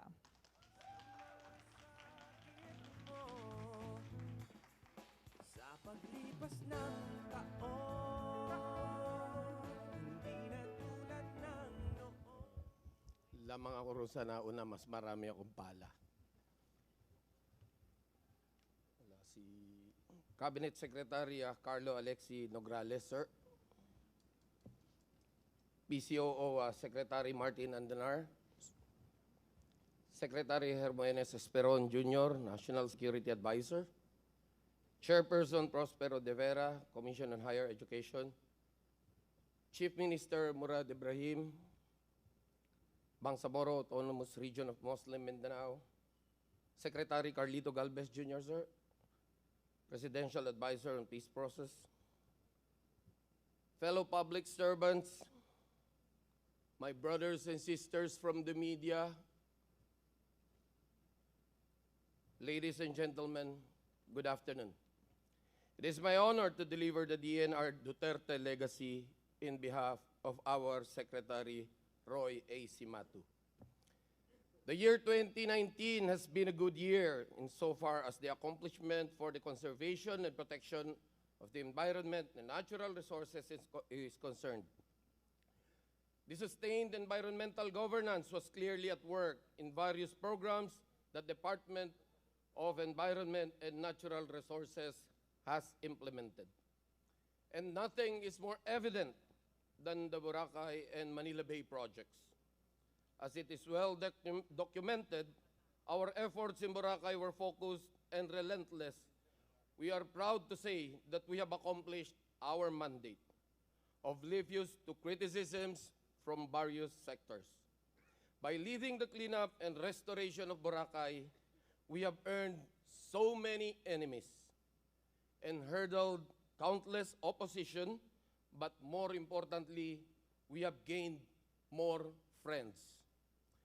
Despite the odds, we have successfully regained Boracay as an island paradise.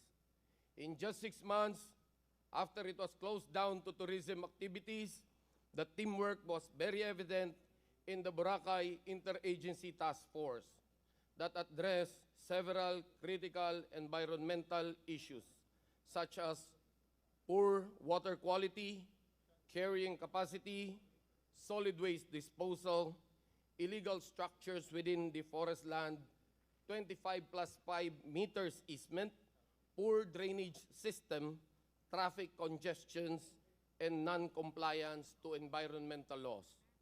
As uncompromising as we are in Boracay, we are as steadfast in the rehabilitation and cleanup of Manila Bay.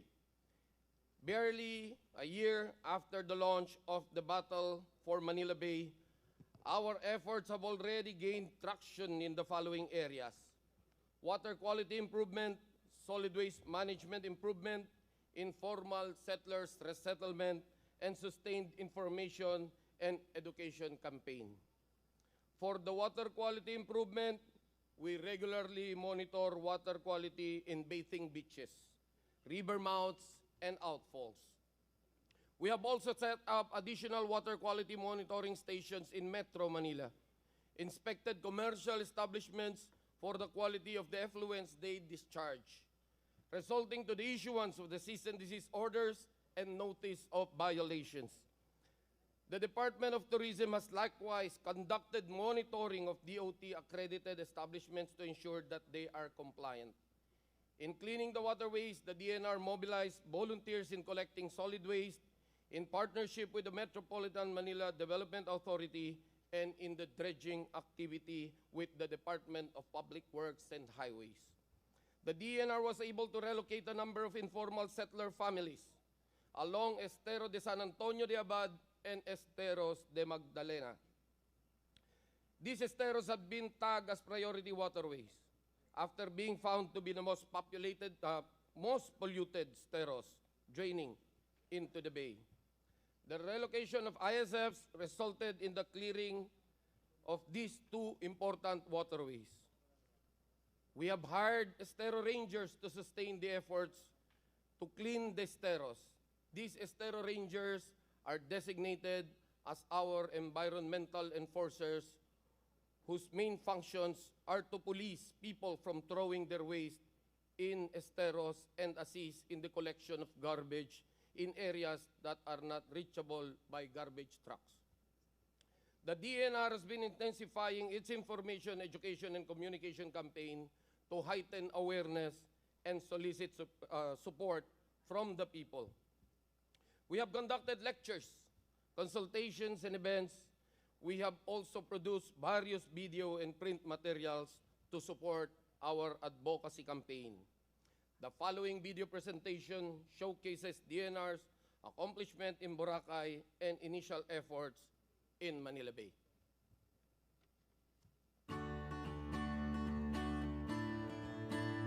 Located 310 kilometers of Manila is Boracay Island, one of the world's famous tourist destinations. On February 8, 2018, President Rodrigo Roa Duterte tagged the area as a cesspool, directing DENR to clean up and rehabilitate Boracay. Boracay is a cesspool. It's destroying the environment of the Republic of the Philippines and creating a disaster coming. On May 8, 2018, Executive Order Number 53 was issued creating the Boracay Interagency Task Force, BIATF, who will spearhead the rehabilitation activities. On April 26, 2018, rehabilitation officially started with the following activities: demolition of illegal structures within the 25+5 meters easement in White Beach and Puka Beach, road clearing and widening to decongest traffic, demolition of hangover structures along the roads in compliance with the 12-meter road easement, excavation of buried pipes. As part of the recovery of the wetlands, demolition of illegal structures was also initiated. The government partnered with the private sector to rehabilitate the wetlands within Boracay. Part of the rehabilitation efforts is to ensure that the quality of water is within water quality standards. Thus, the DENR Environmental Management Bureau conducted daily water quality monitoring. The DENR also required all hotels or resorts within 50 rooms and above to have their own sewerage treatment plant, or STP, and clustered STPs for 49 rooms and below. After 6 months of non-stop and rigorous rehabilitation activities, Boracay Island reopened for tourism on October 26, 2018. Since the reopening of the island, carrying capacity of the island was strictly observed. As we approach the second year of the rehabilitation, the Boracay Interagency Task Force commits to sustain the gains and continue on with the efforts. After the success in Boracay, DENR was given another challenge: the rehabilitation of Manila Bay.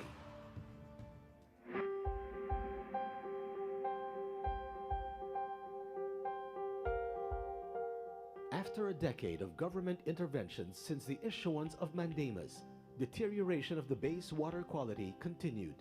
Alarmed over the degradation of the bay, President Rodrigo Roa Duterte ordered Secretary Roy A. Simatu of the DENR and Secretary Eduardo M. Año of the DILG to clean up Manila Bay.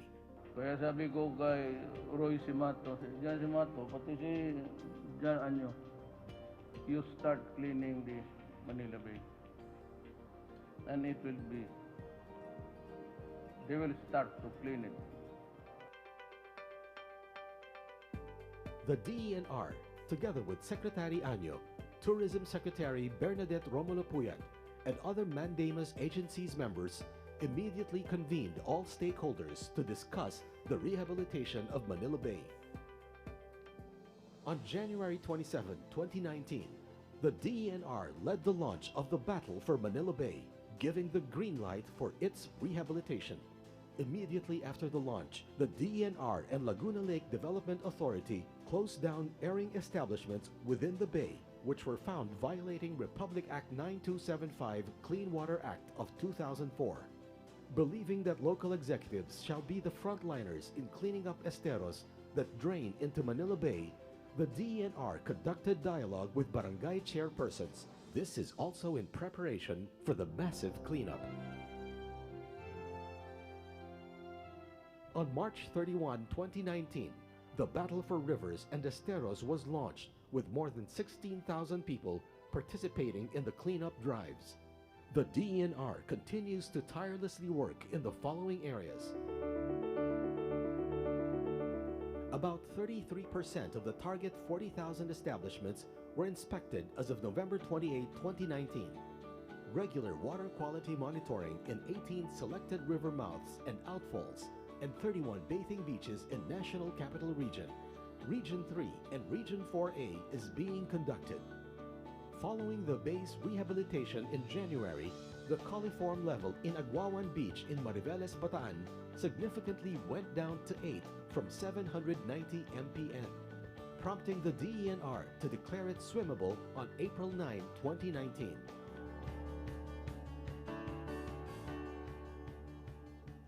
From January to November 2019, combined DENR, LGUs, and Metro Manila Development Authority or MMDA cleanup drives collected 127,800 cubic meters of garbage, while Department of Public Works and Highways or DPWH dredging activities generated 40,000 cubic meters of silt and debris.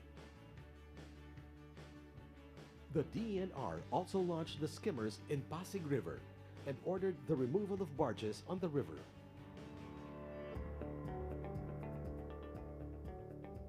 Delineation and demarcation of easement has started in 32 waterways in 3 regions.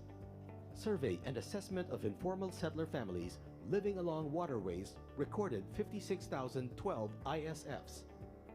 259 informal settler families from Estero de San Antonio de Abad and Estero de Magdalena were relocated in Caloocan City and Cavite City.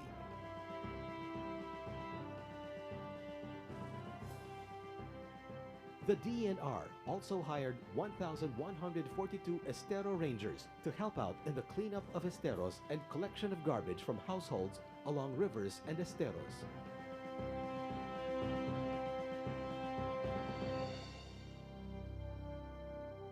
The DENR and its employees were directed to go out of their offices to help in the cleanup of esteros, as well as conduct information, education, and communication campaign to heighten awareness and encourage participation in the rehabilitation of Manila Bay. With all these initiatives, the DENR, together with other members of the Manila Bay Task Force, is confident the Manila Bay will soon regain its former glory.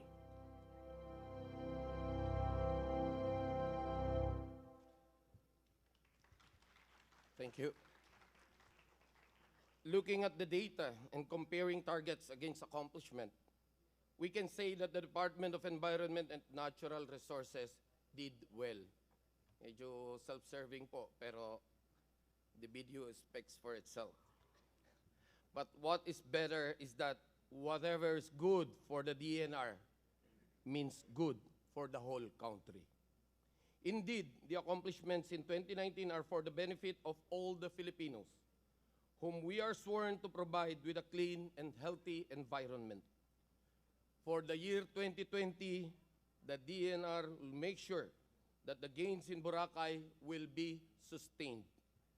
By vigorously pursuing its rehabilitation plan up to the end, there shall be no let-up.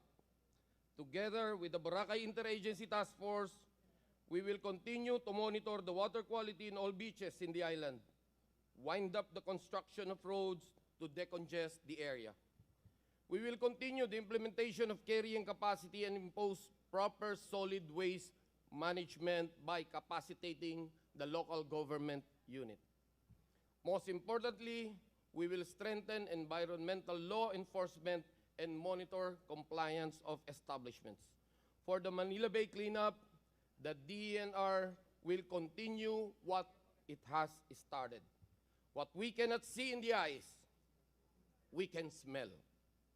All we can say that in this administration, to smell is to believe. We know before that the bad smell in Manila Bay, the fecal coliform level at Raha Sulaiman in January 2019 was 35 million, most probable number. Per 100 milliliter as of December 2019, it has only 30.4 million. But with the activation of the newly installed sewerage treatment plant in the Baywalk area this January 2020, we can expect and we can promise you that you will see or you will smell a drastic change in the condition of Manila Bay. We still have a long way to go to reach the 100 MPN SB quality of water. Again, 100 most probable number that is considered safe for bathing and skin diving. We are proud to say that in Region 3, particularly the Aguawan Beach of Maribeles, Bataan, has a water quality of 50 most probable number per 100 milliliter. In Region 4A, the Laroy Beach of Ternate, Cavite has a water quality of 79 most probable number per 100 milliliter. It only means that the said areas are now swimmable. The numbers show that we will get there. We will be able to bring back Manila Bay to its former glory. We maintain our belief that protecting the environment is not exclusive to the DNR. It is a shared responsibility with every Filipino. As everyone is part and parcel of the problem, it is incumbent upon all of us to be part of the solution. Let it be known that the main objective of the Duterte administration is not only to clean the rivers and waterways, but it is to clean and change the culture of the Filipino people. Maraming salamat po.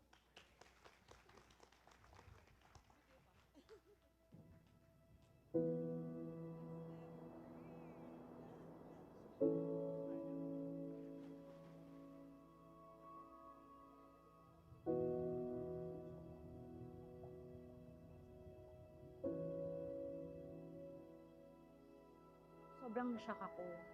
May port, crowded, ang daming structures. Parang hindi ito yung nakita ko na Boracay before.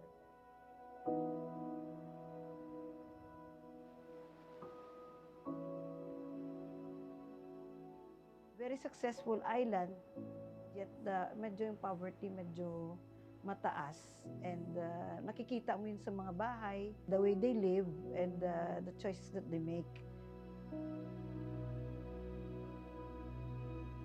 Mahirap yung 3 kilometers lang yung isla tapos walang mga proper infrastructures na kung saan environmentally sustain yung isla.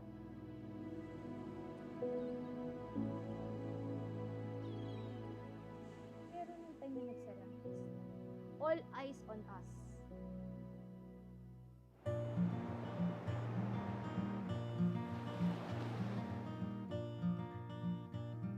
We thought it would give us a hard time, no? And then, suddenly, marami pong government agency na bumaba dito.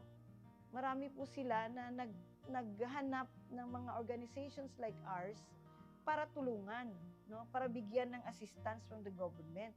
So I would say that the closure really did us very good blessings. Yung katulad namin mga displaced workers, binigyan kami ng listahan kung anong gusto namin na training program na pwede naming i-take advantage. Kung marunong ka, may paraan. May mga taong tutulong at saka ahensya ng gobyerno na pwedeng tumulong sa'yo para makaangat ka.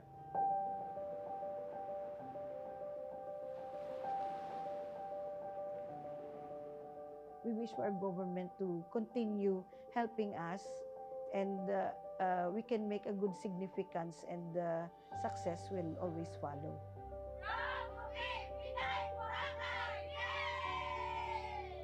Kaya natin makipagsabayan with other countries. Ilang beses nang nahil ang Boracay as the best island in the world. Ni-rehabilitate siya, hinayo siya. Mas maganda pa siya kesa noon. Mas maayos siya kesa noon.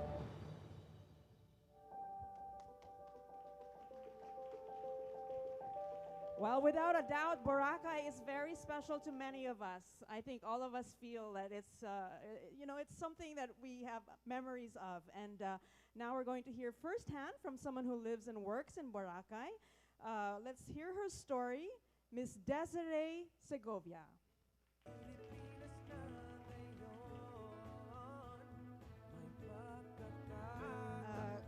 afternoon, everyone. I'm sure those who are not here missed this story no, of Boracay. We started in 2013, no? How we turned the desperate times, how desperate times pala, like the Boracay closure and the typhoons, turned into opportunities for us, a community group, a women's community group in Boracay. In 2013, it all started with a mission, no? We saw the poverty was very high and mostly medyo machismo yung macho yung society. So the women are and the children are at a disadvantage sa ganitong situation. Ngayon, we wanted to advocate, no? Because our main problem was the health issues ng mga kababaihan doon and medyo majority of the people and the children, and also the environment, very, very abusive and irresponsible sa part ng mga citizens. And of course, there's a lot, sabi nga ni Yusek, there's a lot of things we need to do for culture change. So medyo, in terms of culture, medyo masyado ng commercial, no, yung mga tao dun sa Boracay. When I arrived, 2013, I was a technocrat before I arrived in Boracay. Then I became a social development worker, sustaining this cooperative that we started in 2013. And now, we are just trying to meet our goal of sharing our experiences, our knowledge, technologies, and somehow, because we belong to the #1 island in the world, I would say, we would like to be a model for significance, empowerment, and sustainability. The first that really helped us, because Duterte made the pronouncement of inclusive growth, was Ms. Sharon Tan, you know, and Ed Cabangon, who are my good friends. And Ed gave us this opportunity to be featured sa kanyang Business Mirror, and Ms. Sharon Tan helped us out with PAGCOR. There's a lot of requirement pala if we needed a seed capital sa PAGCOR, but we were able to meet those requirements. So this is how we started. We started to have a mission, and then we advocated for Organic Boracay. We wanted Organic Boracay to be a tourism promotion program of Boracay, but it's a long shot, no, for us. But still, we are trying until now. So, from 32, when PAGCOR gave us a seed capital, we have about 32 members who also believes in what we believe. No? From 32, we rose to 60 ladies. And then, year 2018, again, our president announced of the cesspool, agricultural land, government-owned. It will be closed and under agrarian reform and land reform. So sounding very pro-people to us na we will have the opportunity now because we are growing as a cooperative, we are growing as an organization. So all of this started when we started to write the government agencies about our Boracay Women Producers Cooperative and about our products.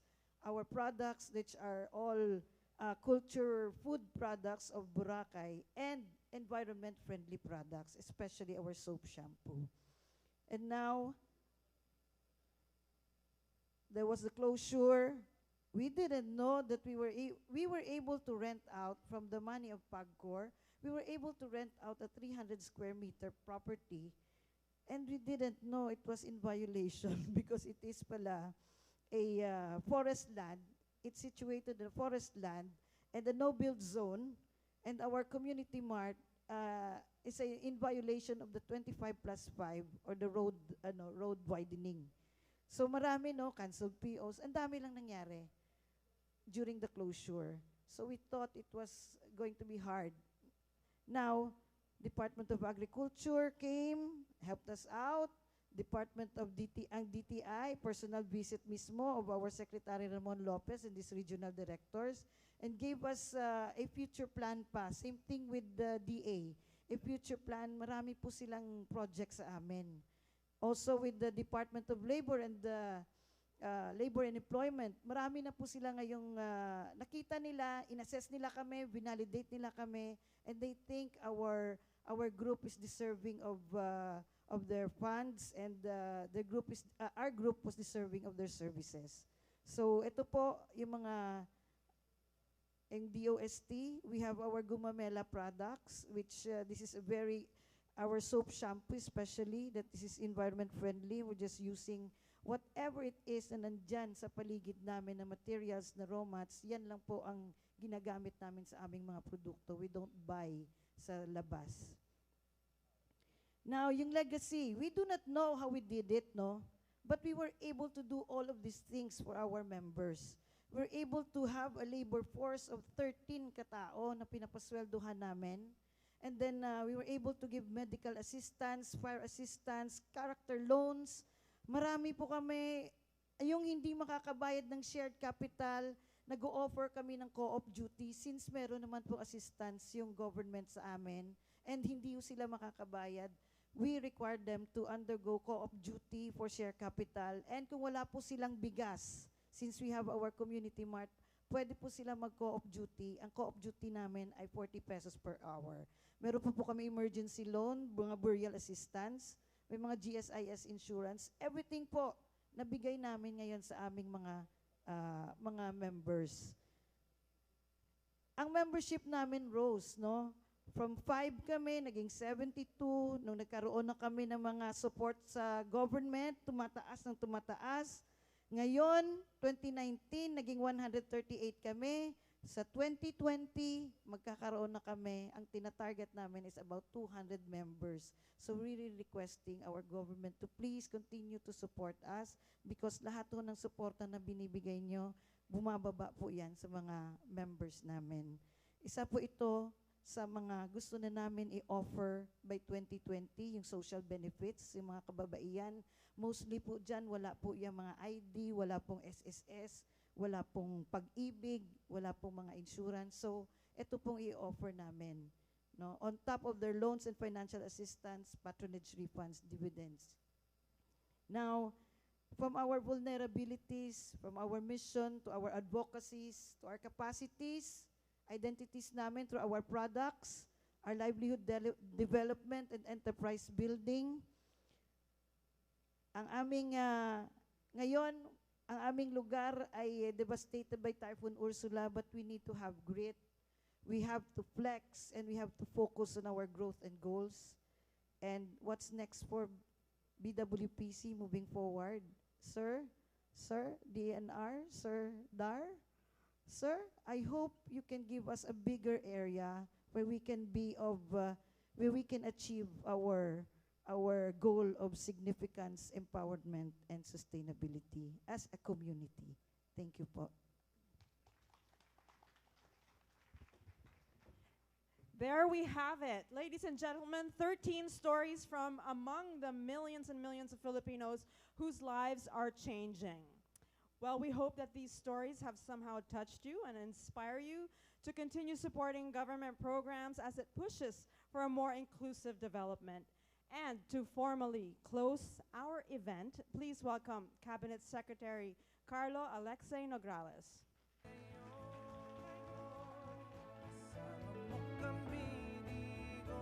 Thank you, Daphne. We have come to the final part of the program. Excellencies, members of the Diplomatic Corps, fellow members in the Cabinet, fellow workers in government, to our various beneficiaries, members of the media, friends, ladies and gentlemen, mayong hapon kanatong tanan. Maraming salamat sa Presidential Communications Operations Office at kay Secretary Martin Andanar para sa matagumpay na paglulunsad ng Duterte Legacy Campaign. Isa pong malaking karangalan makasama kayong lahat sa pagtitipong ito. Sa lahat ng mga benepisyaryo na nagtungo pa dito sa Maynila mula sa inyong mga lalawigan upang ibahagi ang inyong nakapupukaw at magagandang kwento, maraming salamat po. Marami kayong napaiyak sa inyong mga kwento ng tagumpay. Kayo ang mga buhay na saksi na kayang isabuhay ang tunay na pagbabago sa ating bansa. Na kayang iparamdam at ipakita sa marami nating mga kababayan ang pagbabagong ito. Na tunay ngang nabago ang ating pamumuhay. Sa lahat ng ahensya ng gobyerno, mga kagawaran at mga tanggapan nagpapatupad ng iba't ibang programa upang maisakatuparan ang mga pamanang maiiwan ng kasalukuyang administrasyon, tanggapin po ninyo ang aming taus-pusong pasasalamat. Huwag muna tayong magpahinga sa ating nasimulan dahil napakarami pa tayong makakamit sa pamamagitan ng ating whole of government at whole of nation approach. Sa lahat ng narito ngayon, sa mga dumalong katuwang sa pagbabago, sa ngalan ng PCOO at ng Office of the President, maraming salamat po sa inyong lahat. Ladies and gentlemen, legacy means to bequeath, a gift handed down from one generation to the next. Ibig pong sabihin, pamana. The question we seek to answer today is, what is President Rodrigo Roa Duterte's legacy? Ano nga ba ang kanyang pamana sa sambayanang Pilipino? In his inaugural address on June 30, 2016, the President said, and I quote, "Malasakit, tunay na pagbabago, tinud-anay nga kausaban, tinud-anay nga kabag-uhan, mao kana ang tumong sa atong panggobyerno. Love of country, subordination of personal interests to the common good, concern and care for the helpless and the impoverished. These are among the lost and faded values that we seek to recover and revitalize as we commence our journey towards a better Philippines." End of quote. Mga kaibigan, ang ating Pangulo, 10 ng kanyang gabinete ay puspusang nagtatrabaho simula sa unang araw pa lamang upang maisakatuparan ang tunay na pagbabago na nakaangkla sa ating inclusive growth agenda upang ating masiguro na wala ni isa man sa ating mga kababayan ang mapag-iwanan. In October of 2016, the President signed Executive Order Number 5, his 25-year long-term vision entitled Ambisyon Natin 2040, our template for development for our country. A future where every Filipino enjoys a matatag, maginhawa at panatag na buhay in keeping with his promise of malasakit pagbabago at patuloy na pag-unlad. The stories we heard this morning are just but a few of the stories we want to be retold. They attest to the sustained growth that this administration has been working incessantly on to create more jobs, to draw the majority of our people into the economic and social mainstream, and to continuously work towards eradicating hunger and poverty in our lifetime. Highlighted today are just some of the landmark achievements of the President towards a better Philippines in the areas of economic growth, poverty alleviation, social services, health, infrastructure, and peace and order. Our economy under President Duterte continues to do well in terms of economic growth and stability. The passage and implementation of difficult economic reforms have earned the country's sovereign credit a BBB+ rating upgrade from Standard & Poor's, and we are well on our way to A rating.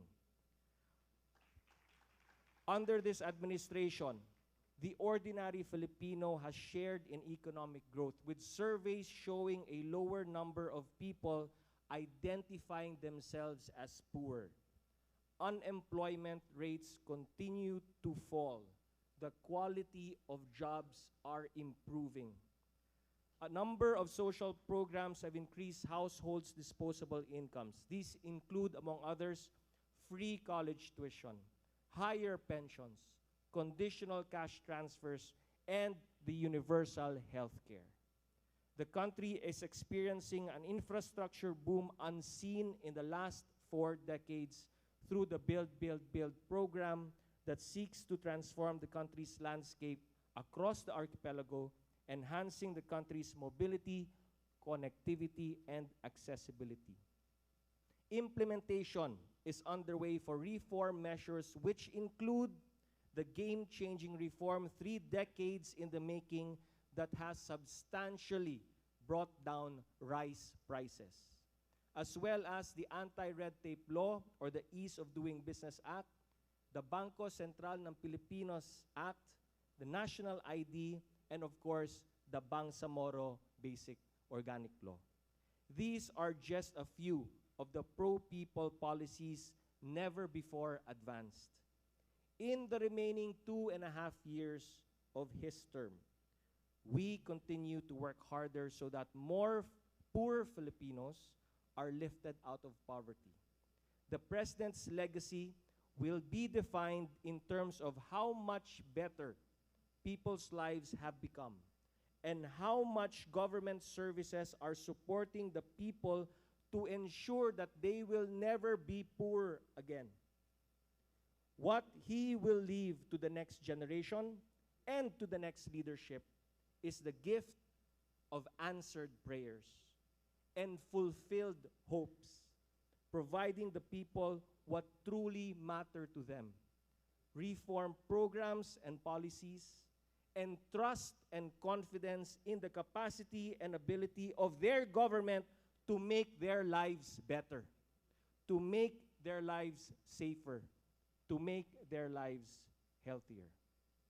But inasmuch as we are happy with what we have all achieved, the continuing challenge and the more difficult one is ensuring that these gains are sustained beyond his term.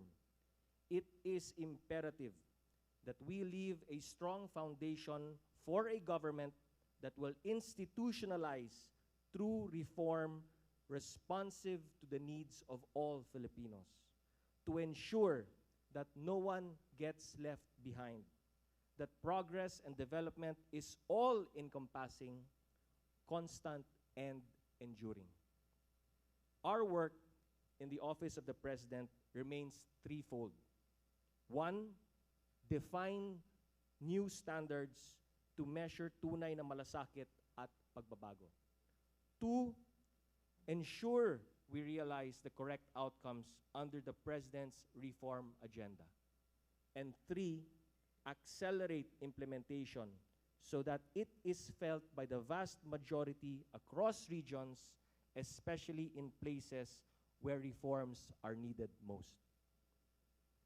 Our President has never been after attention to himself, nor after citations or accolades for doing his work. In fact, he shuns such and sees them as distractions, unnecessary vanity that detracts from the true essence of being a servant of the people. His only wish is to leave a legacy of a better now and a better future, to bequeath to the people a life that is fruitful and meaningful to them and the generations of their families to come. Matatag, maginhawa, at panatag na buhay para sa Pilipino. Ito po ang pamana ni Pangulong Duterte. Patuloy po tayong magtulungan, patuloy po tayong magtrabaho, at patuloy po nating suportahan ang ating mahal na Pangulo at sama-sama po nating makamtan ang matatag, maginhawa, at panatag na buhay para sa bawat Pilipino. Maraming salamat po at mabuhay po kayong lahat.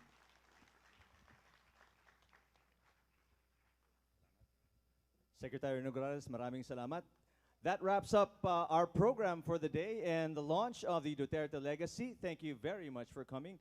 Have a great weekend. We'd like to call Secretary Andanar and the other secretaries, plus their beneficiaries, to please come on stage for a photo opportunity. Again, photo